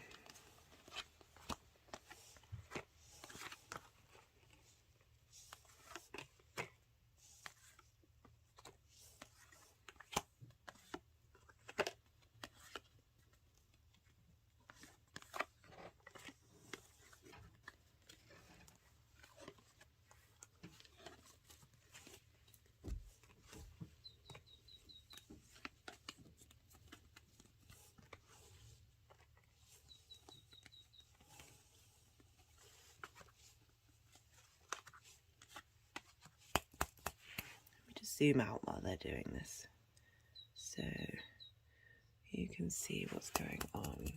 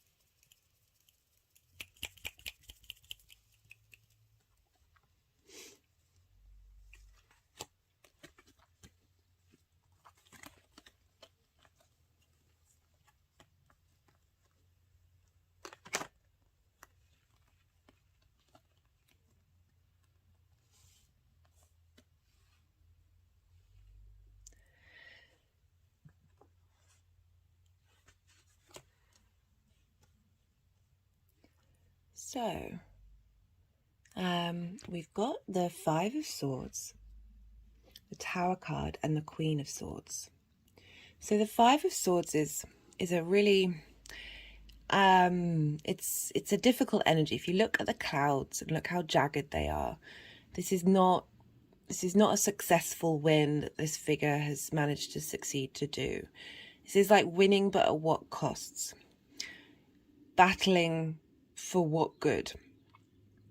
And you know, often if there is this energy, it's usually based off of trauma of being these figures. So so often you see that people become, it's not necessarily bullying energy, but it definitely has that vibe of bullies tend to be bullies because they were bullied, right? But it feels like this energy of getting in your own way, of having quite disruptive energy that hasn't served the people around you, or most importantly hasn't served yourself. It's an intense energy of feeling that your hopes and dreams have been taken away from you, have been battled out of your hands, of perhaps being a little combative in groups and alliances. I can see that with the Aries energy. This card often comes up a fair amount in Aries, in not all the time, but definitely more. Anyway, I'll stop talking. And the Tower card is coming through. They're wanting me to move on. The Tower card is coming through and is breaking down those structures, is breaking down this energy of, I mean, we've all been in this space. We've all that feeling of wanting to be right, of wanting to win, coming through, and it can feel good, that sense of but at what point, at what cost was it? How is that energy sitting in your body? But again, it's also could be for those of you who felt like you have been in this position in regards to your hopes and your dreams of not having those facilitated, of it being a very discordious energy, and the Tower card is the Mars card, and is about bringing down structures, bringing down limiting beliefs, because we're dealing with swords here, so very much limiting beliefs and mental constructs that we've had that maybe on a very unconscious level that's been blocking us from being able to tap in to a space of clarity from the reality of a situation, rather than holding on to a past situation. We are dealing with past life integration and bringing of a whole together, and the Tower card is pulling down these structures, is breaking down those foundations that haven't worked in your environment, taking you out of social groups that may not have worked for you. You know, getting rid of those blockages, pulling down those blockages that have limited that 11th house. And we've got the Queen of Swords. When she's been through some stuff. I say this every time. She's very independent. Like, she's not even looking at us. She's doing her own thing. She has her own truth. And with the Queen of Swords, I also, you know, it's a very, one of the readings, it was very sweet. She was put with the Anima Mundi of sometimes the Queen of Swords can be held in that space of knowing of that pain of having gone through some trouble and gone through some trauma, and being very pragmatic and very like very rational, but a rationality based on your own experiences, because everything that we do is based on our own experiences. And it's very sweet when it went over to the Anima Mundi of because this main card is like, show love to every situation that you've had. And sometimes the Queen of Swords might not do that and can be very sort of detached and a little harsh, can be a bit brutal in the way that she feels about the world. You know, these clouds are still around her, her head is above it, but there's still that sense of the world not being in that abundant space. You notice like the trees are black in colour. But it's not denying the wisdom and wonder and clarity that is the Queen of Swords. But there is a heaviness. And this is the energy leading up to the eclipse. Right, and this is the Knight of Pentacles. This is slow and steady wins the race. So it feels like there's been some clearing happening, and you just sort of you've been dealing with the consequences of that. Oh, interesting. My head's just gone back.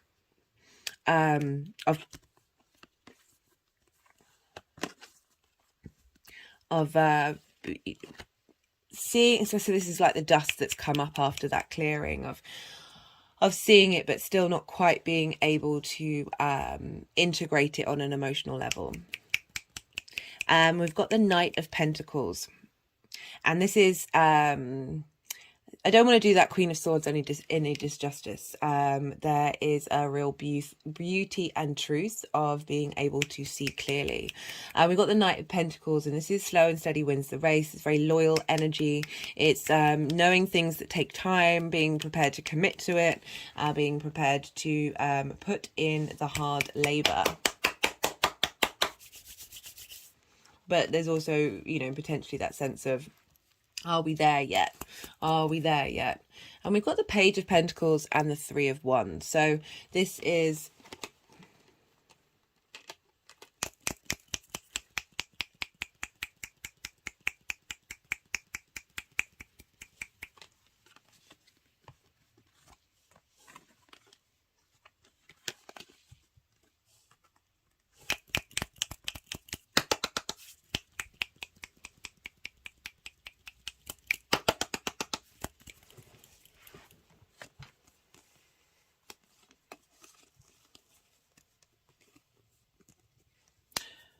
okay, so they've just wanted to move that Tower card, and they've been moving some cards around, so that it makes a bit more sense of of clearing out some of that energy of that Queen with that Tower card going on top of that energy, and that you've been slowly trying to work through and clear through and take your time to bring your hopes and dreams into reality. But it just might feel like you're not quite getting to that space, but while still knowing that what the work that you've been doing is serving you in the long term. And we've got, for the energy of the eclipse, really beautiful energy. This is the Six of Pentacles and the Star card. So we've got the Six of Pentacles is very much about giving and receiving, but receiving something from an energy that you respect. And, you know, it can be linked into your higher self, can be linked into Saturn, Uranus, the galactic energy. The energy of the eclipse is giving you something that you need, and that giving you support. So this is following the Five of Pentacles, where you feel abandoned, you don't feel supported, and this is shifting that energy where you're now open to receive and be in receipt of something that is bringing in deep healing and transformation. So we had the Tower card. The Star card follows the Tower card in the Major Arcana, and this is about bringing hope and being able to dream after a difficult situation.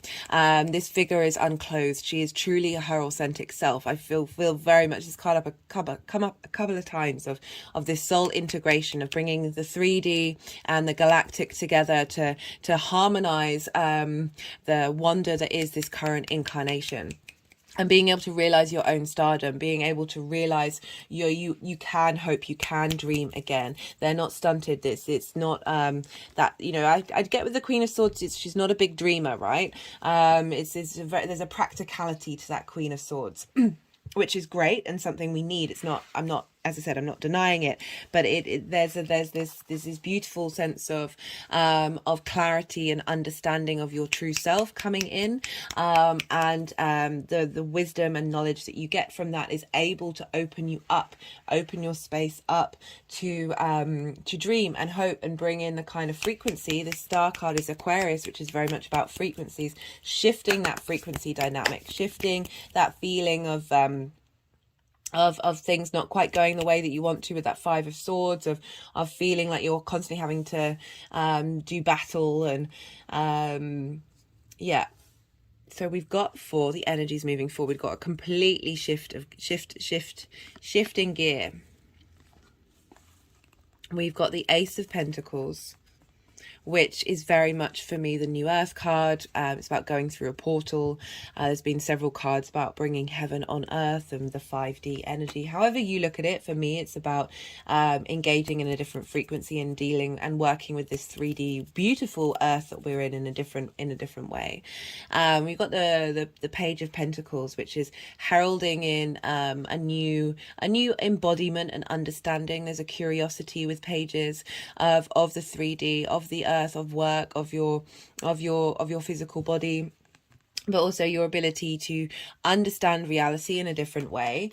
Again, that's sort of grounding. You've got the Knight of Pentacles as well. You've got a lot of pentacle energy grounding that, the dreams, the hopes, the galactic soul journey of, well, how do I want these dreams to manifest in the 3D realm? So sort of saying that this it's bringing in opportunities, it's bringing in those hopes and dreams towards you, because we've got the Empress, the Magician, and the Three of Wands. The Empress, this card came up in the collective reading. This is about the abundance of the 3D. This is enjoying life. This is fertility. This is pleasure. This is desire. You've got Venus moving through your sign right now. This is really, really enjoying the 3D experience and knowing that you have all your resources, knowing that you can take action and you can create your hopes and dreams. We've also got the Three of Wands. This is about dominion. You're on a higher perspective. You've got the lay of the land. You feel very solid in who you are and you're able to make decisions. Your hopes and dreams are going out on these boats, and are going to come back with a bounty, you know, because we've got the Venus energy and the Mercury energy. So we've got the Magician and Venus here really helping bring in this strength and this vitality of being able to look at your hopes and dreams in a different way from that beautiful space of abundance. So, you know, these ships are going out into the ocean. This figure doesn't know what's on the other side of it, doesn't know the possibilities and the wonder that can come back from the hopes and dreams that you've put out. I hope this resonates. Beautiful reading, very strong reading. I'm going to pull some clarification cards to see what other messages wanted to come through, what clarification and little jigsaw pieces to add to the messages that are already here.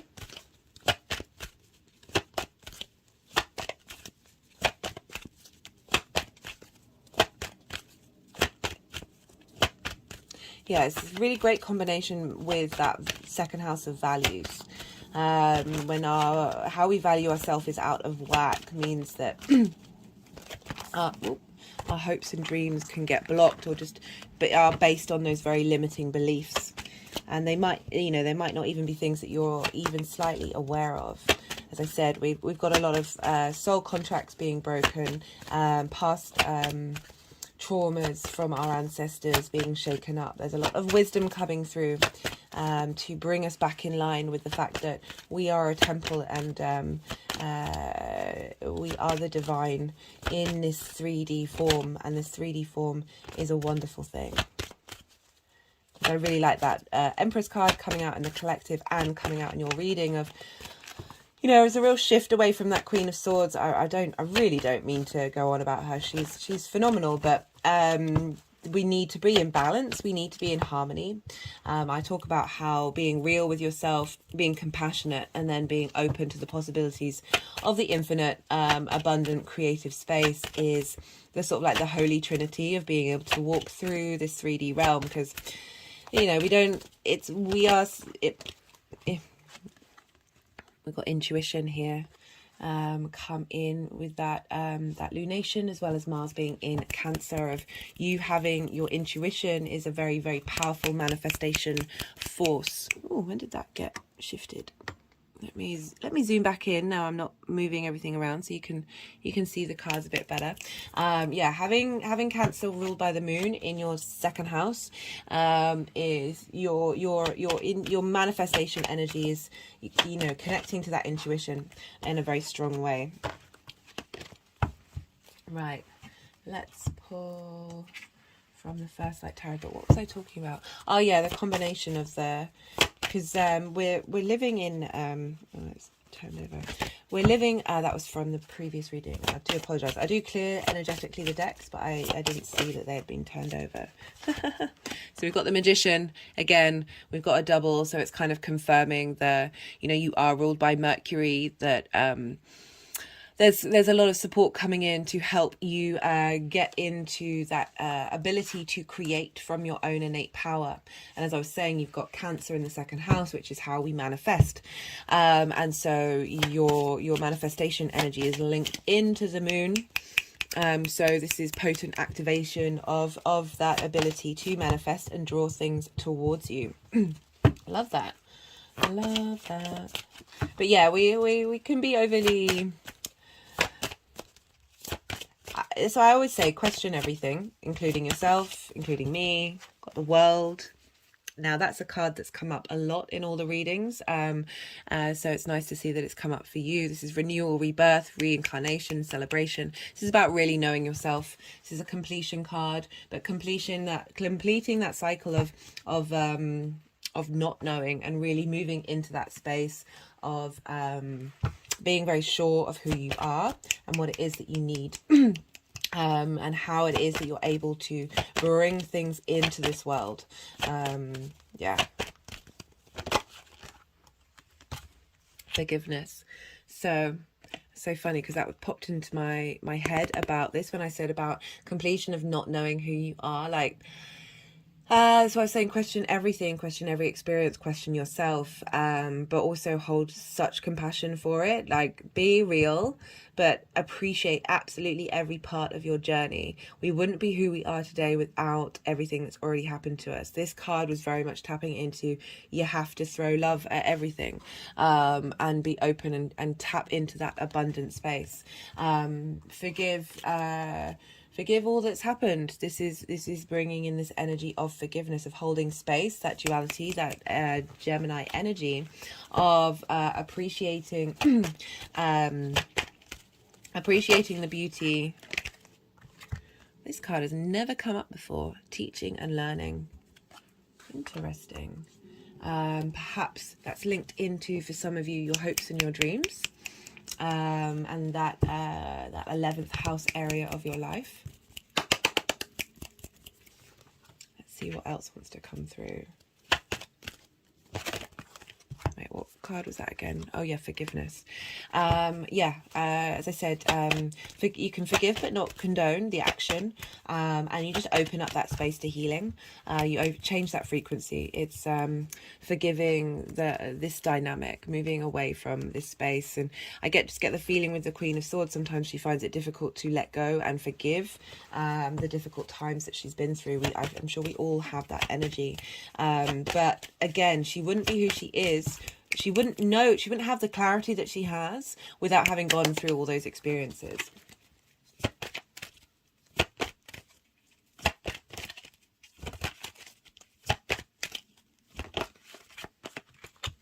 Relationship change. Yeah, that's definitely something that we're all going through. Relationship change with yourself, with your intuition, your ability to create.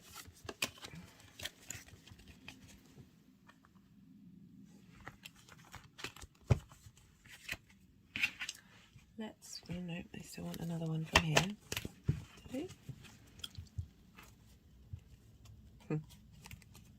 Karmic completion card is on the bottom of the deck. Okay, they're just wanting to do weird things with the decks.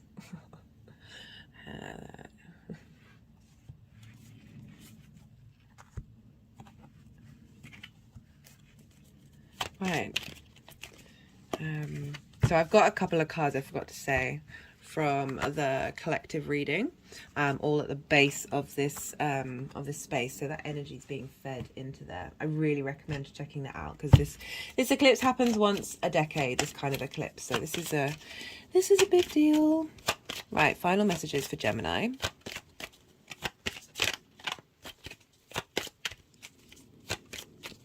Final messages. So something flipped.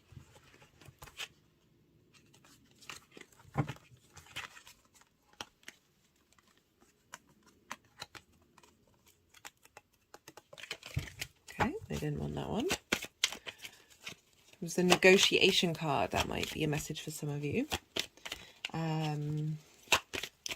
Just trying to think how that applies. Being able to compromise. Got assertion. So I'm thinking about that five of swords, which isn't about negotiation at all. Of moving into that space, away from that space, into a space of being able to bring people to the table and negotiate what it is that you want. Like, we're now able to be in that space of clearing out that stuck energy of of being able to manifest. So we've got intuition and we've got drama. That drama of that five of swords and intuition. Again, we've got another message about intuition. Clearing the drama out that you faced, linked around your intuition, opening up the space for love of yourself, soul's integration. Right, I'm going to leave it there, Gemini. I really hope you enjoyed the messages that came through. I really appreciate you spending time with me and sharing your energy. If any of it resonates, as I said in the introduction, there are ways that you can help pay it forward on a personal level. I'd love to hear from you just generally. But be good to yourself, Gemini. Be good to those around you, and be well until we meet again. Taurus rising. How you doing, Taurus? Those of you just tapping into the Taurus energy, look to where Taurus falls in your chart, the house that it's in, the themes of those houses, and apply them to the messages that come through. It's essentially as if that house, that sign, has moved to the first house. But for Taurus rising, you have this second Aries new moon, this hybrid eclipse happening in your 12th house. This is deep, powerful transformation here, Taurus. I'm getting a lot of energy falling into my hands right now. This is the hidden house, the house of mysteries, that which is our constructs of who we are, deeply hidden within us. This can be a house of depression, loss and grief, because we work through that space of uncomfortable feeling of those of what's been holding us back. And we are contemplation and moving through that. You've had a lot of intense Aries energy helping shine a light on what it is that you're clearing out, what it is that you're integrating. And also underneath all of those trauma responses, those layers of limiting beliefs that we have in the 12th house, is our soul. Right at the root of it, this shining light right at the bottom, that is the light in the darkness. And this is being illuminated, this is being integrated. It was a general collective message of a soul integration of all our past lives, our future lives melding into the present, of really getting our autonomous soul action to reverberate out in the whole of our journey and where we're headed. This is a time of cosmic DNA upgrading. This is a timeline shifting energy. This eclipse happens once every decade. I do recommend checking out the collective reading where I go into this in far more detail to help you understand the general energies of what this eclipse means for us and how to apply it to that area of your life. As I said, this is also a house of magic, that which isn't seen, the mysteries, the unseen world, the dimensions, the frequencies that we can't tangibly hold on to are being transmuted and accentuated. Eclipses are big, powerful energy. We see lots of big things happen on the main stage of the world during these times and in our own lives. So with a full moon, a lunar eclipse, that is more ending, a culmination of something, and this new moon solar eclipse, which is about starting a new beginning, starting fresh. from what we've been working on. I find that the energy of endings, culminations, endings, and new beginnings, they're all within one another. We can't have one without the other. So this is a real boost. This is happening at 29 degrees of Aries, so really potent Aries energy happening here. And you've got a node still in your sign, so what's being instigated here, this card has come up so much. What is being instigated at this time is let me just zoom out a little bit, because there's a Shunganite pyramid there that's wanting to go next to the card of heaven on earth. There's been a lot of cards. We've got this other card here, this Lemurian card. These all came up in the collective reading, where it says creating heaven on earth. It's happening. This is we're shifting our frequencies, we're shifting our dynamic into really understanding our autonomous being, and how we want to open up to the world, rather than feel limited in our own limited beliefs. A lot of clearing out of that. From that first new moon, we've been clearing out a lot of karmic collections, a lot of soul contracts that we've had. It's certainly my belief that we signed up for this particular incarnation, and we signed up for the trials and tribulations that we've been through. I know I've certainly been through enough, and been through not enough, but I've certainly been through in my own time, and finding peace and understanding and love for those situations, and realizing we are without those, we wouldn't be where we are now. Our souls have had a contract to help clear those energies. And we've been holding space for our ancestors, our parents, our collective energy, our past lives, and our future lives, and holding space. The human body is so wonderfully able to transmute that and heal that. And as I was saying, you've got the nodes in Taurus, so this instigation that we're having with this cardinal energy in Aries is being fixed, and you have the nodes in your first house. You've been going through it, and so there's just a lot going on, and this is really beautiful energy that's been coming through, and helping us transmute this space, these limiting beliefs, these blocked energies that have got in the way of us truly understanding ourselves and our own potential. The Empress card came up in the collective reading about really enjoying this 3D experience. I'm not one of those people that shames this 3D body, this 3D reality. I think it's utterly wonderful. One of the things that I do, so there's this there are some Indian shops near me that I go to get spices. It's wonderful. I love the vibe, and they often have altars or things that you can buy that are linked into deities. And when I go in there, the deities, I end up doing some movements around the deities, and I go around the shop, and the things that they really like are sort of nuts and sweets, and these decadent things of the 3D realm. They also really enjoy flowers. And these are all things that we have in this beautiful reality. I don't want to shame this reality. It's beautiful. We are so blessed and highly favored to be on this planet. It's that sort of tangible senses, the pleasures of the 3D is something that Taurus energy, you are ruled by Venus, is very much. I think that's why I'm talking about this now. I've not mentioned it in any of the other readings of really appreciating this 3D form. And so you've got this eclipse. What does that mean? That means that you're integrated, the ability for you to integrate those hidden parts of you and transform that energy, transmute that energy in the fire of Aries, of really highlighting your own inner authority and autonomy of that Aries energy. Beautiful stuff. So with eclipses, I recommend, well, traditionally, right, so they would hide the king around the time of eclipses, because the king was very much linked into the sun, and it was seen as a drain of energy. It's very powerful energy, and they put an effigy up of the king that would absorb that energy rather than doing damage to the king itself. So traditionally, it's very much the energy of not doing intentions around this time, of doing magic, of doing manifestation. I've said in all the readings that just holding the energy of this soul integration, holding that frequency, which is why I've been recommending, speaking of Aries, why I've been recommending checking out the collective reading, just so you've got a real concrete idea of the messages that came through, to hold space for that energy during that time.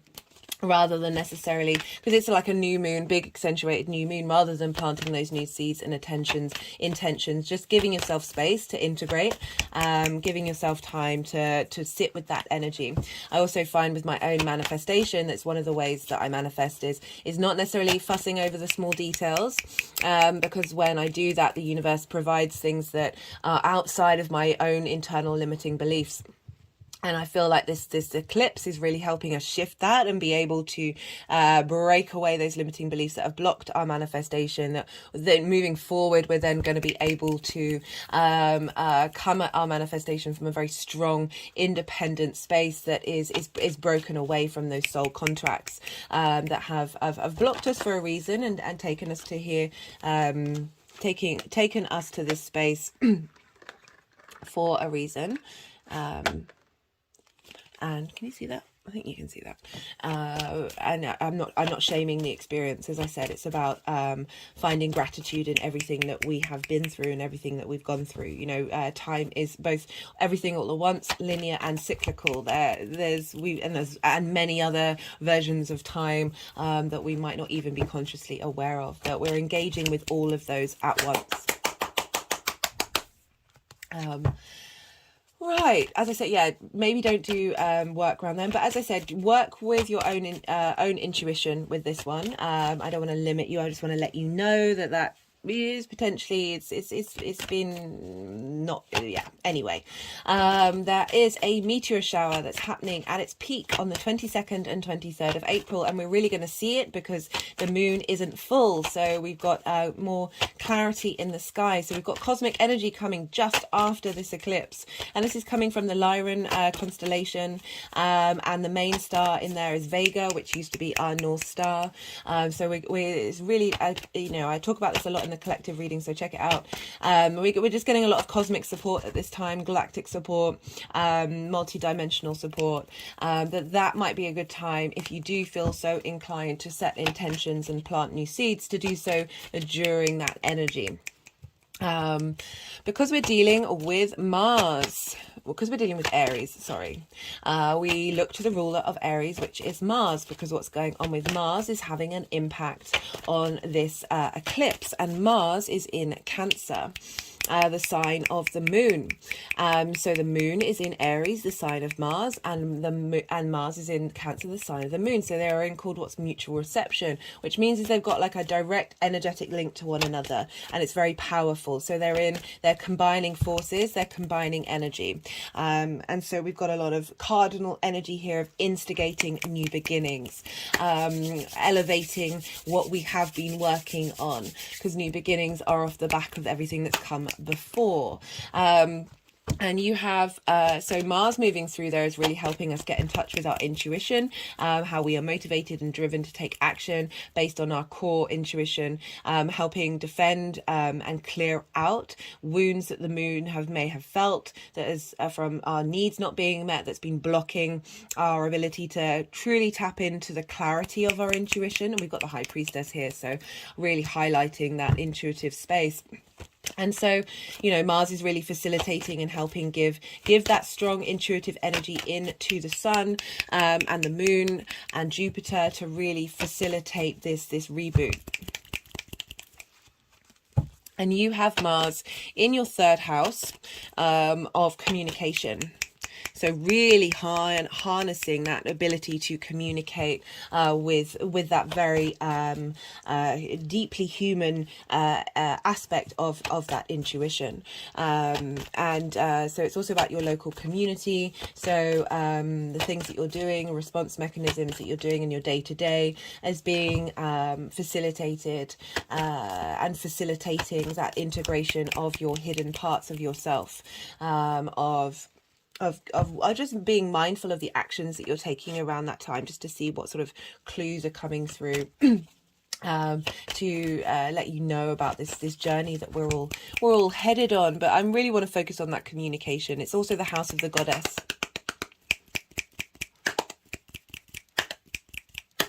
And so this is about bringing our big picture philosophies of the ninth house into our day-to-day, being mindful and spiritual in all the actions that we take. And so, yeah, so we've got that energy feeding into that new moon. I think that's everything that I wanted to say, Taurus. I mean, you've been going through it. You've had those eclipses in your signs. You've got the North Node there, which is what you're striving for. It's where you're headed. It's what there can be a hunger there. There can be a need. It exaggerates energy. So you've had Uranus there as well in Taurus. So there's just been a lot going on for you, and I really feel that this lunation is helping facilitate that journey that you've been on, and really making things big. And I just love this for you in the 12th house. The 12th house can be a difficult house, helping you integrate that Aries energy. It can often be a very private part of who we are that we don't necessarily share with others. That sense of strength, that I am, of really Aries doesn't have many masks, so it might have been that you've struggled to find that, or that I am, that spirit of that spark of who you are, and be able to communicate that and integrate it into the rest of your chart. But I really feel that this is a time of deep integration, that is opening up and accessing the powers and magic of that 12th house for you, Taurus. So I'm just going to shuffle for a little bit longer, see what other cards want to come out for your journey. So do bear with me. I may be a bit quiet. We'll see what other intuitive hits come through.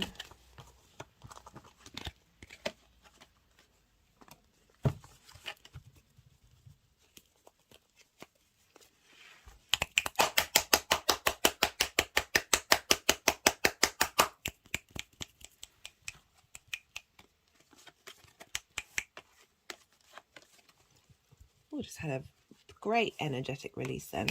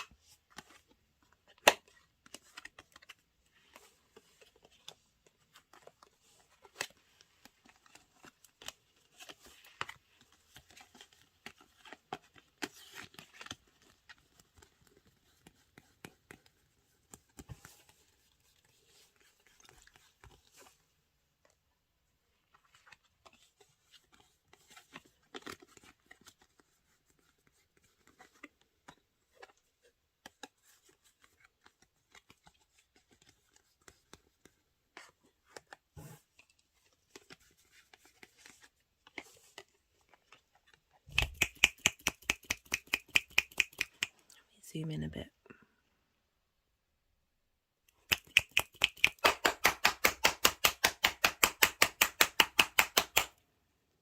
Sorry, I'm so fussy.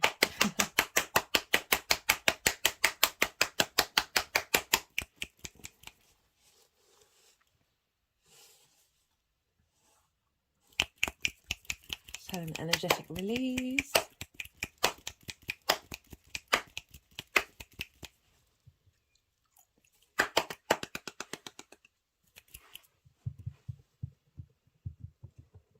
My hands over my heart chakra, drawing in this energy. This is the Stellar Gateway activation card.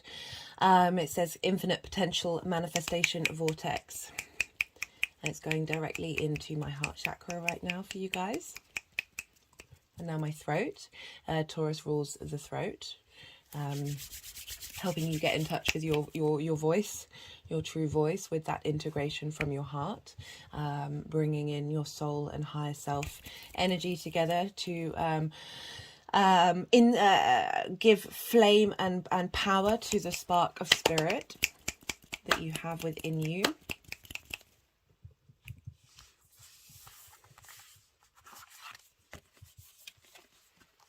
So I've got here at the bottom that you can't see, I've got lots of cards that came through with the collective reading.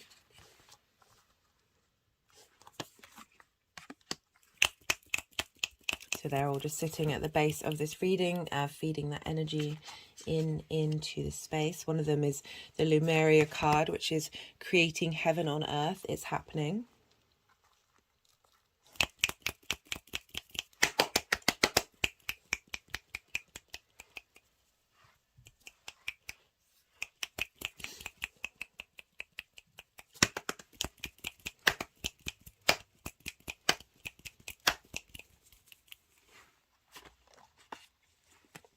Okay, so we've got for the energy leading up to this eclipse. So that first Aries new moon is like that defrag time, that clearing of karmic collections. Lots of things have been coming up that's helping us process and release these things before we get this big reboot with this eclipse.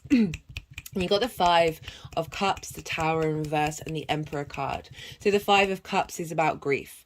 You know, the 12th house is the house of grief and loss. It's contemplating that which is no longer there. It's also the house of self-undoing, because this is a time when we reevaluate and we change. We're constantly changing, but sometimes that can be, it's difficult to let go of the old part of who we are, the old self, the things that we've held on to, especially the grief that we may feel about certain situations and certain realities. But the figure isn't with, there is, all the cups haven't fallen over.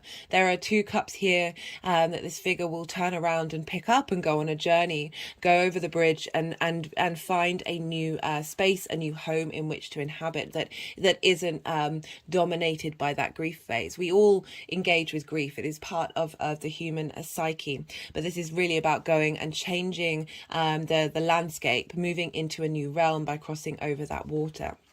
And you've got the Tower card in reverse, which is about inward breaking down of structures that no longer serve you. The Tower card is a Mars card. We're dealing with Aries, which is ruled by Mars. And this is because it's in reverse. And we're dealing with the 12th house. This is pulling down those limiting beliefs, pulling down those traumas, pulling down that pain in order to get you into your own authority. So you've had so much going on in Aries. So I should imagine you've been doing this. You've been cultivating this for some time now.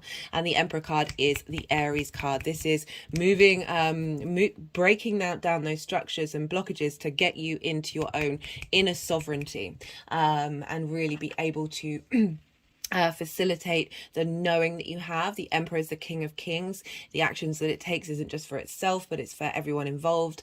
You know, you do have all those different parts of who you are in that 12th house, of bringing them all together and having a sense of communion, but clarity in the sense of leadership come through, and understanding of what those parts mean, but that you are the individual. We are the universe manifest in individual form. So we have every possible outcome and possibility within us, but we are still that individual, and really harnessing and prioritizing that journey that we are here to experience and incarnate in this 3D form. So we've got for the energies of the eclipse itself, we've got the Two of Pentacles, the World, the Page of Pentacles, and the High Priestess. I like the Pentacles being broken up by the Major Arcana. So the Two of Pentacles is very much about being in survival mode and not being able to make decisions, of not being able to move forward. If you see here these ships, they're on very big waves. I sort of always imagine myself being on that ship of like, you do what you need to do in order to survive and keep going. There's this figure is moving up and down on its feet, but it's not moving forward. You're having to balance all these different limiting beliefs and ideas of who you are and what it is that you think. You know, it is an earth sign. You are ruled by an earth sign. You are ruled by Venus, but that sense of fixity of being in this space and wanting to break that open. And so the World card is about completion. But it's not only just completion and an end of a cycle, it's fully embodying and knowing yourself. So this has come up so many times in this reading because we are here with this soul integration. We are here about really being able to walk in the world from a very autonomous space, that Emperor energy, that Aries energy, of finding love and understanding of the journey that we've been on, and the fact that we've had to be in this sort of juggling space of not quite being able to think properly about these different elements, and now integrating and harmonizing for the long term. These are all fixed sign symbols. It's also Saturn, which is linked into legacy and it's Saturn's card, legacy and long-term authority and integrity integrity, and being able to embody that with this energy that's coming through. We've also got the Page of Pentacles. And this is heralding in, I like that you've got Pentacles because you are an earth sign, of heralding in a new vitality and curiosity about existing in the 3D realm, and finding that playfulness. We've also got the High Priestess, intuition. Mars is really helping cultivate our intuition, that the High Priestess is about drawing things towards you. It's very yin-night energy. You are a yin-night sign. This is about knowing your own internal power, that this isn't about taking action. This isn't the Magician. So again, this is the energy of this eclipse of what is meant for you will come for you. You have that innate power deep within you. Remember that soul that's right at the bottom of the 12th house shining brightly, and it's able to draw things towards it based on this energy of knowing yourself. There isn't this blocked energy. This isn't this confusing survival energy that's getting in the way of your intuition truly being able to flourish. And we've got for how this energy is going to manifest moving forward. The Hierophant is your card, Taurus. This is about commitment. This is a structure to the Hierophant. It's to do with, it's often, this is the Pope. So this sense of society, this sense of community, but it's in my other deck, it's the Guru. So being your own guru, understanding all the different parts. You've studied, you've worked through things, you've figured out, you've gone on your own journey, and you are now able to communicate that through your actions and your deeds. And have a sense of, again, we've got the Emperor and the Hierophant and the World and the High Priestess, very powerful major arcana of energies that really know themselves, energies that have a real certainty and a command and an authority in what it is that they're doing. So I'm just feeling that there's this bringing together of the soul, that you are able to commit to yourself long term in the actions that you take, and the magic that you have as well, coming from the 12th house, being there's a sense of stability there's a sense of structure to that 12th house. We've also got the 9 of Cups and the Ace of Cups. So the 9 of Cups is the wish fulfillment card. It's sort of the genie card. But the other way that I look at this is wanting to embody every area of your life as if your wishes have been fulfilled. So it's sort of this deep space of gratitude. I feel like these cups are all the different aspects of who you are, the different parts of your soul, feeling a sense of gratitude, a sense of peace, with this integration, with this soul jump, this soul leap. And we've got the Ace of Cups, so it's sort of saying your cup runneth over. You are in a space of abundance. You're able to connect to your intuition and communicate that, with that Mars being in the 3rd house of communication in Cancer, a water sign. But there's this renewal, there's this sense of love for every part of who you are, the good, the bad and the ugly, this integration of your soul coming together and being able to nourish not only yourself but the world around you, and bringing a sense of peace. We've got the Dove of peace there, to a house that can be difficult, that can be can feel like a sense of depression and loss and grief. So it's really shifting that away from of bringing in that tranquility and that peace. Love this for you. Right, I'm going to pull some clarification cards. And see, this can either be confirmation of messages that have come through, as well as jigsaw pieces and clues to sort of flesh out what's already, all the messages have already been, as well as bringing in new messages. So we've got the Effort card. Yeah, with all of that pile up in Aries in the 12th house, I really should imagine that you've been going through it. It's been hard work. It's required effort to pay attention and be mindful and question all of these things. I always say in my videos, question yourself, question the world around you, question everybody, and really work and sit and be mindful with what it is how you connect to information and how you connect to limiting beliefs and trauma responses, which have been there, that have had a lot of impact on who you are, that have felt like the the world is there's effort in what you do. There's a struggle in what you have to do, that it's not quite getting where it needs to get to. That's all getting cleared out. But not denying that things do take effort, and that is a wonderful thing.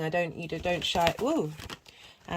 We have to put in the dedication to ourselves, the devotion to our temple that is us in this incarnation, and we're totally worth it. We're totally worth putting the effort in. Right, what else wants to come through? Okay, no, they're wanting to go for the Oracle of the Rising Sun.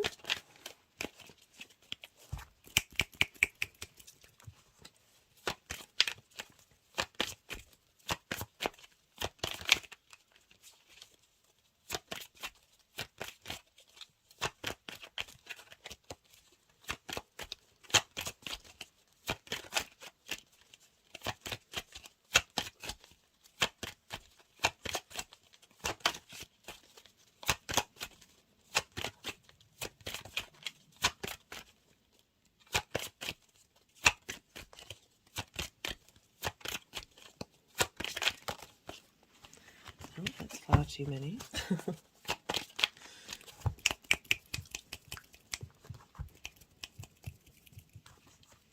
Yeah, sometimes the decks can be a little resistant and for bringing cards out, and the energies want to do some energy clearing with them. I do clear the decks energetically before each reading.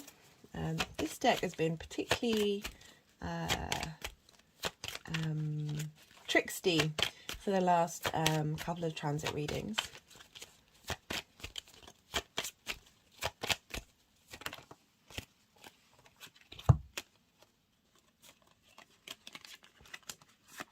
So we've got drama, companionship, and flirtation. I'm feeling this with the companionship of the 12th house, of bringing things into unity, of there being drama that may have blocked the ability to understand and have compassion and appreciation for this difficult journey. And the flirtation for me is very much about appreciating your existence, being able to sort of charm and love and be enjoying the 3D reality that we're in. And that sense of love and understanding for the drama that's happened in your life, that it is one of the sort of soul contracts that we've had and been signed up for. That there's now a bringing about of harmony, of ease, of fun. So we've got the World card that just flew out.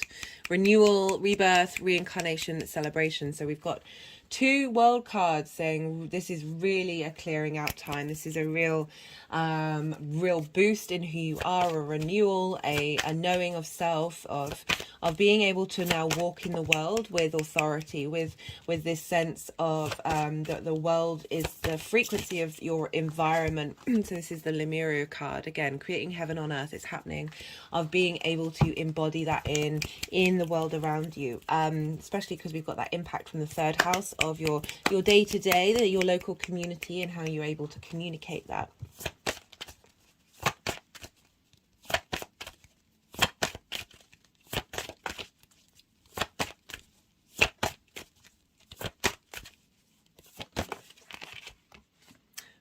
Thought, communication.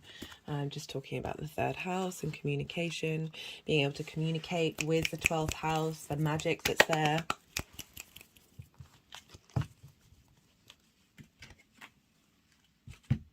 Okay, yeah, they want more from the First Light Tarot. I put all the decks in the description box if any of them take your fancy. We've got healing, service to others. I know I always think that when that card comes up, that everything that we do on an individual basis and in these readings is helping the collective. So even if this lunation isn't in the 12th house for people, that the energy that the Taurus rising brings helps integrate that, and helps integrate that 12th house healing for us all. Set an energetic release. And the Ace of Cups is very much about deep emotional renewal, and we only really get from that space of feeling of deeply healed. Got the creativity card.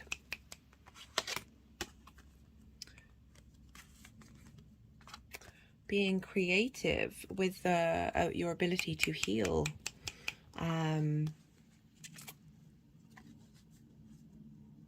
Just trying to think in relation to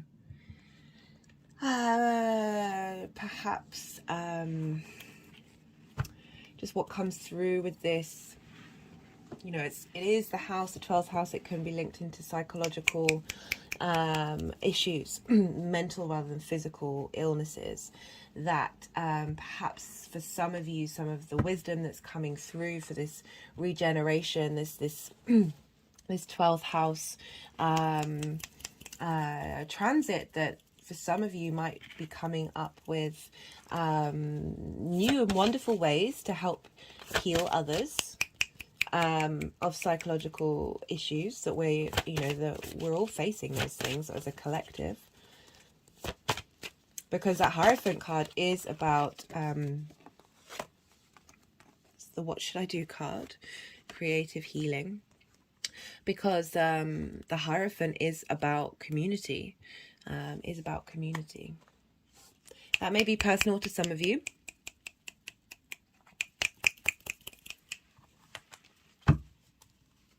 You know, I would say the inner work that we do is then available to the collective. Judgment, results, decisions, outlooks, finality. But for me, this is the Resurrection card. This is about integrating all the parts of your soul and leveling up that frequency. That's also come up quite a lot in all of the readings of good karma now coming in. Right, let's see if there's any final message for Taurus, and then I think I'm going to end this reading, guys. Very solid, clear message come through with this one. Great reading to end on, especially because you have the nodes in your sign. So I just really feel that this message is very much for all of us, that we've been going through collectively. Like Taurus is the tangible body, your senses, and I've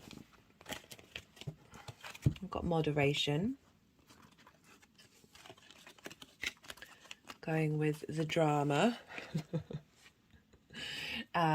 So yeah, again, that bringing that energy into not being so potent. I can imagine with Aries being in the 12th, of things blowing up, and drama being created because of that being hidden from you.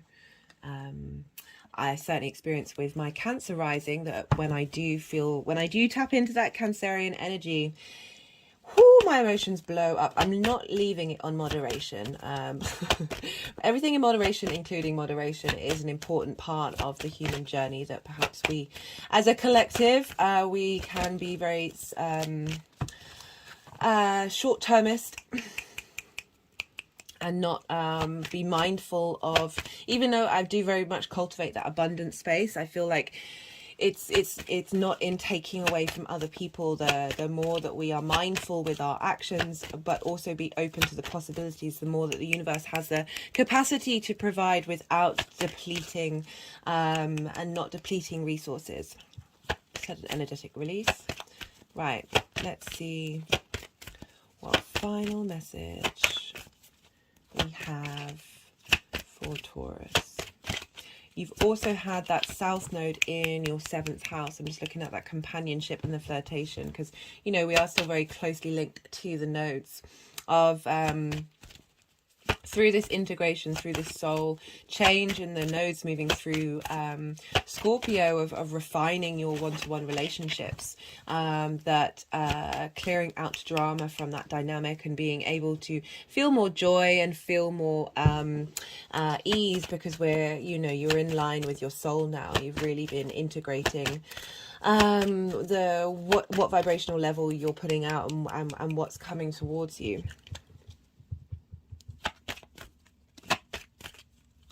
Final message Final message.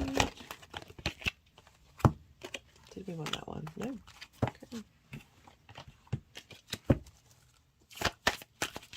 I did just say self-love, but they were like, no. Not that one. Although self-love obviously is key. Final message for Taurus.